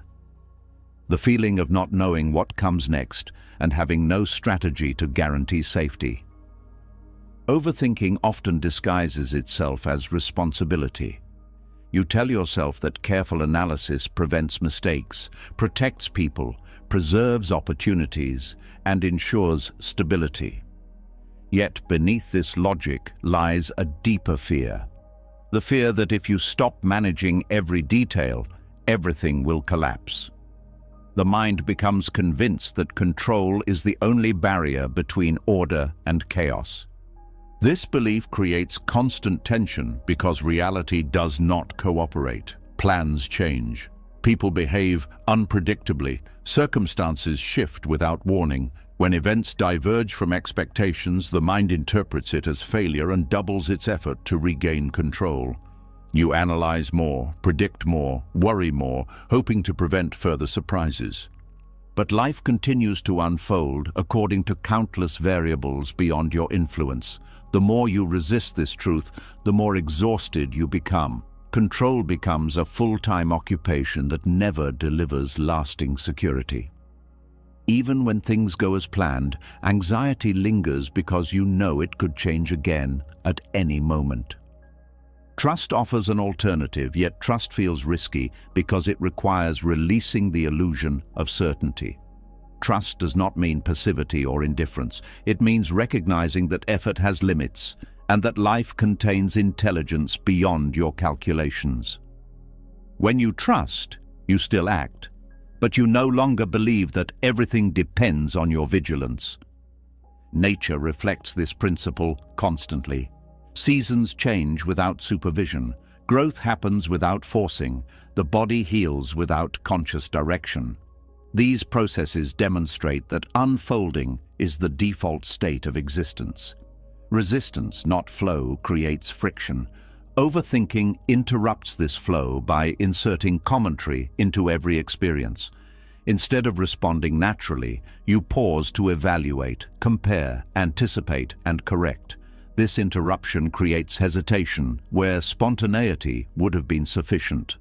Opportunities pass because you are still deciding how to approach them. Fear of letting life unfold also limits resilience. When you try to prevent all difficulty, you avoid situations that could strengthen you. Challenges become threats instead of catalysts for growth. Trust allows you to face uncertainty with confidence that you can adapt. Relationships reveal this dynamic clearly. Attempts to control outcomes, how someone feels, what they say, how they respond, create pressure that weakens connection. When you allow relationships to evolve naturally, authenticity replaces performance. You discover that closeness grows through shared experience, not through strategic management. Creativity depends on surrender as well. New ideas often appear when you stop forcing solutions and allow the mind to wander. Insight arises in relaxed states, not under pressure.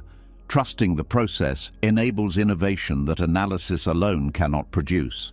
The body also benefits from releasing control. Chronic tension relaxes when you stop anticipating problems constantly. Breathing deepens. Sleep improves. Energy returns because it is no longer consumed by vigilance. Physical calm reinforces mental calm, creating a cycle of restoration. Trust develops gradually through experience.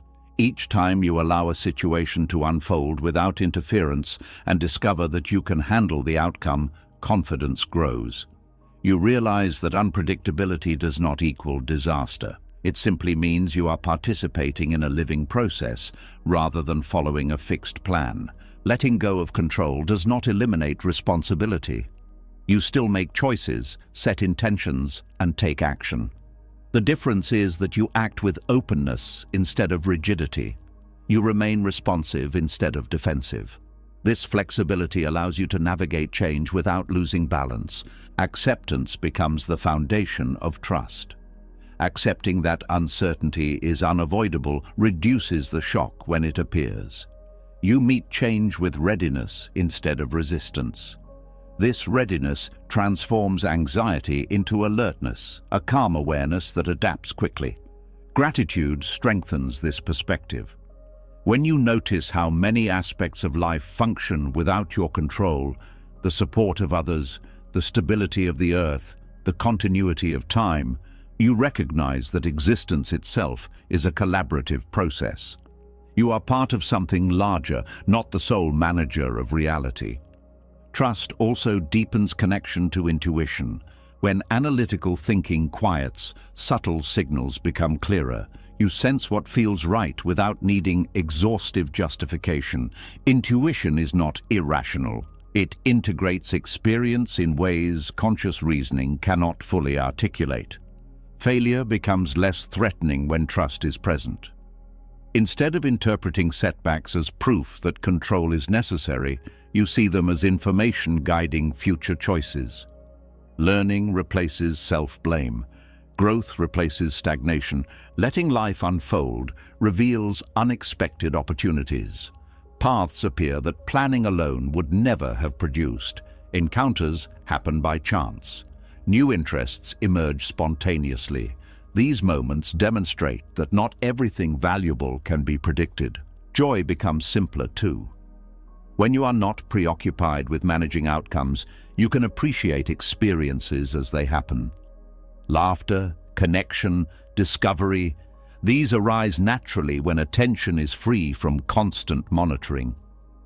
Over time, the fear of uncertainty transforms into respect for life's complexity. You stop expecting guarantees and start valuing participation. Each moment becomes an invitation rather than a test. Trust also brings humility. You recognize that control was never absolute, only perceived. This realization softens the need to dominate situations and people. Cooperation replaces force. Patience replaces urgency. Peace emerges from this shift. Not because everything becomes stable, but because your relationship with instability changes. You no longer fight the current of events. You move with it, adjusting course when needed, resting when possible. And in that movement, the journey continues, revealing that freedom is not found in controlling how life unfolds, but in learning how to unfold with it. Overthinking was never your strength. It was fear wearing the mask of intelligence, control pretending to be safety, noise pretending to be awareness. Every loop, every sleepless night, every imagined scenario was the mind trying to protect something it believed was fragile. But what you discovered is that peace was never on the other side of one more thought. It was waiting in the space you were afraid to enter, the space of letting go. When you stop fighting uncertainty, life stops feeling like a threat. When you stop narrating every moment, existence becomes lighter, quieter, real. You don't disappear when the thinking slows down. You finally appear. Calm replaces urgency, trust replaces tension, and the silence you once feared becomes the place where freedom lives. If something in this message reached you, write in the comments, "I choose peace over control." It's not just a comment. It's a decision your future self will remember. And if you want more teachings that quiet the mind, strengthen the heart, and help you live without fear, subscribe to the channel and join this journey. Your calm is not far away. Take a breath, let go, and step into the life that was waiting for you all along.